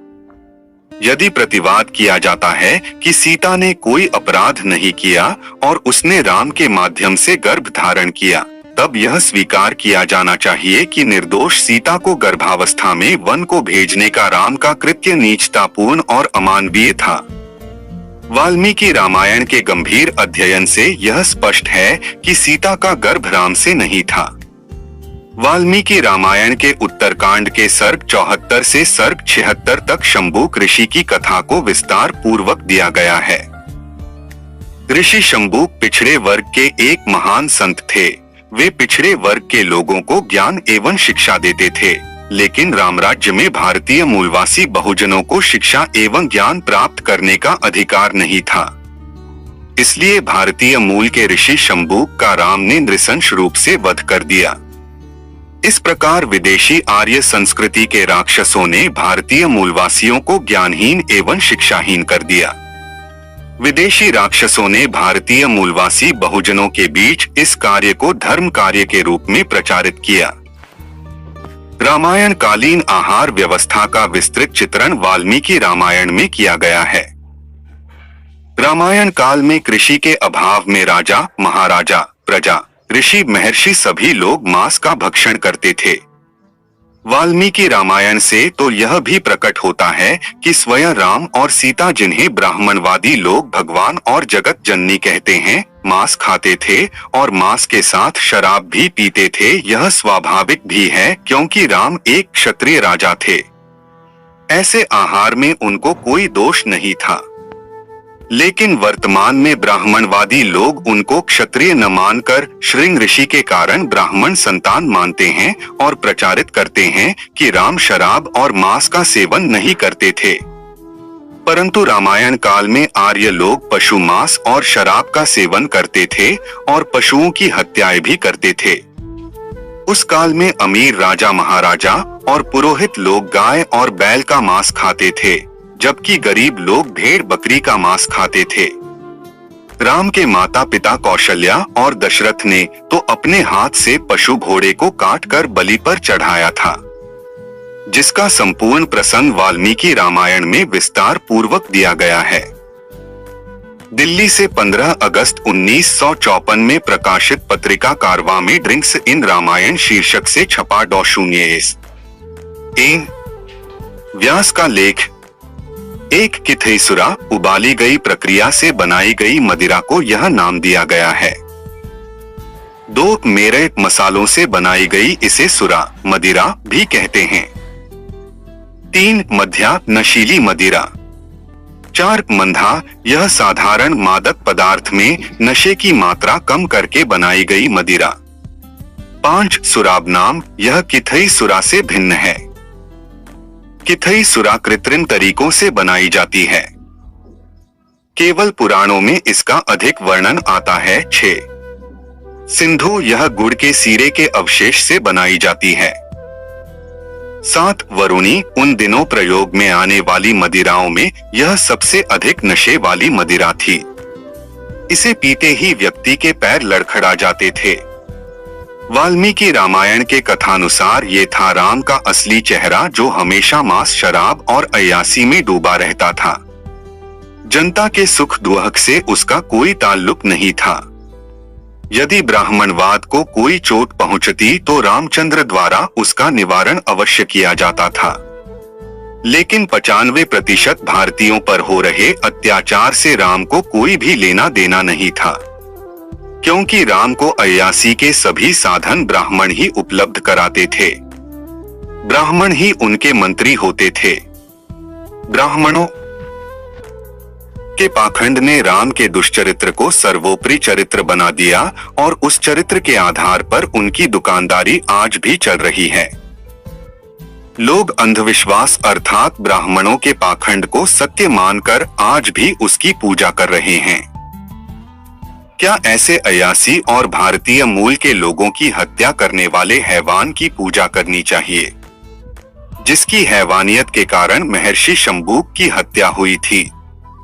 नारी की नाक काटकर नारी की इज्जत को तार तार किया। निर्दोषों की हत्या करके पाप कर्म किया। सीता को देश निकाला देकर नारी के साथ अन्याय किया और रावण जैसे सभ्य और चरित्रवान भारतीय राजा की हत्या करके पाप कर्म किया। राम की ब्राह्मणवादी नीति के कारण 95% भारतीय अशिक्षित और धनहीन रहे और ब्राह्मणवादी अत्याचारों से आहत होते रहे। इसलिए रामराज्य 95% भारतीयों के लिए अशुभ था। रामराज्य सिर्फ 5% ब्राह्मणवादी लोगों के लिए शुभ था। आज भी वे उसी रामराज्य को लाना चाहते हैं जिससे सिर्फ 5% लोग निकम्मे बनकर सुखी रहे और 95% भारतीय लोगों का हर स्तर पर शोषण होता रहे। क्या ऐसा मनुष्य पूजनीय हो सकता है जो मात्र 5% लोगों के सम्मान के लिए 95% लोगों को दुहक के गर्त में डालता है? रामराज्य में ब्राह्मणों पर कोई अत्याचार नहीं हो रहे थे। जो भी अत्याचार हो रहे थे वे 95% भारतीय मूल के लोगों पर हो रहे थे। राम 5% ब्राह्मणों को सर्वश्रेष्ठ दिखाने के लिए 95% भारतीयों को निम्न प्रकार से अपमानित करते हैं। सुनो गंधर्व कहा मैं तो ही मोही न सोहाय ब्रह्म कुलद्रोही। रामचरितमानस के पृष्ठ संख्या 571 पर राम ने कहा कि हे गंधर्व, सुनो मैं तुम्हें कहता हूँ, ब्राह्मण कुल से द्रोह करने वाला मुझे नहीं सुहाता। राम द्वारा समाज में फूट डालने वाले ऐसे उपदेश भी भारतीय समाज को शोभा नहीं देते हैं। राम को केवल ब्राह्मण कुल से द्रोह करने वाले ही नहीं सुहाते हैं, शेष भारतीय समाज से द्रोह करने वालों से राम को कोई लेना देना नहीं है। इससे सिद्ध होता है कि राम केवल ब्राह्मणों के शुभ चिंतक थे, शेष भारतीय समाज के दुश्मन थे। वर्ग भेद फैलाने वाला ऐसा मनुष्य भगवान कैसे हो सकता है? भगवान तो वह होता है जो हर मनुष्य को समान दृष्टि से देखता है, हर मनुष्य को सुख शांति के लिए मार्गदर्शन करता है। राम और तुलसीदास के ऐसे उपदेशों के कारण भारतीय मूलवासी समाज पर हजारों वर्षों से अत्याचार होते रहे, क्योंकि तथाकथित ऐसे धर्म ग्रंथों एवं भगवानों ने भारतीय मूल समाज को ढोल और पशुओं के समतुल्य समझकर उनका अनादर एवं अपमान ही किया है, जिससे भारतीय मूलवासी समाज की एकता सदियों से छिन्न भिन्न रही है। रामायण केवल एक मनगढ़ंत किस्सा है और ईश्वर की कहानी नहीं है, जैसा कि सामान्य लोग मानते हैं। यह एक तथ्य है जिसे अनेक लोगों ने स्वीकार किया है। गांधी ने स्वयं जोर देकर कहा कि मेरा राम रामायण का राम नहीं है। माननीय कलियुग कंब ने घोषित किया है कि रामायण ईश्वरीय कथा नहीं है, किसी भी पुराण का ऐतिहासिक आधार नहीं है और न ही वे लोगों को न्याय नैतिकता की शिक्षा देने में सक्षम हैं और वे केवल काल्पनिक हैं। आचरण और चरित्र की श्रेष्ठता के बारे में जो निष्कर्ष निकाले गए हैं वे वाल्मीकि रामायण तथा ब्राह्मणों द्वारा किए गए रामायण के अनुवादों पर पूर्ण रूप से आधारित हैं। इससे हमारे पाठक अनुभव करेंगे कि उन्होंने अब तक रामायण के उन पात्रों के बारे में जो राय बनाई हुई थी वह पूर्णतः गलत है। संक्षेप में इसे स्पष्ट करते हुए कहना है कि रामायण के वे लोग जो स्पष्टवादी और न्यायसंगत विचारों वाले थे उनका दर्जा घटाकर उन्हें अयोग्य बताया गया। दूसरी ओर बेईमान और विश्वासघाती बदमाशों का दर्जा बढ़ाकर उन्हें अत्यधिक ईमानदार, देवी और पूजनीय तत्वों के रूप में दर्शाया गया।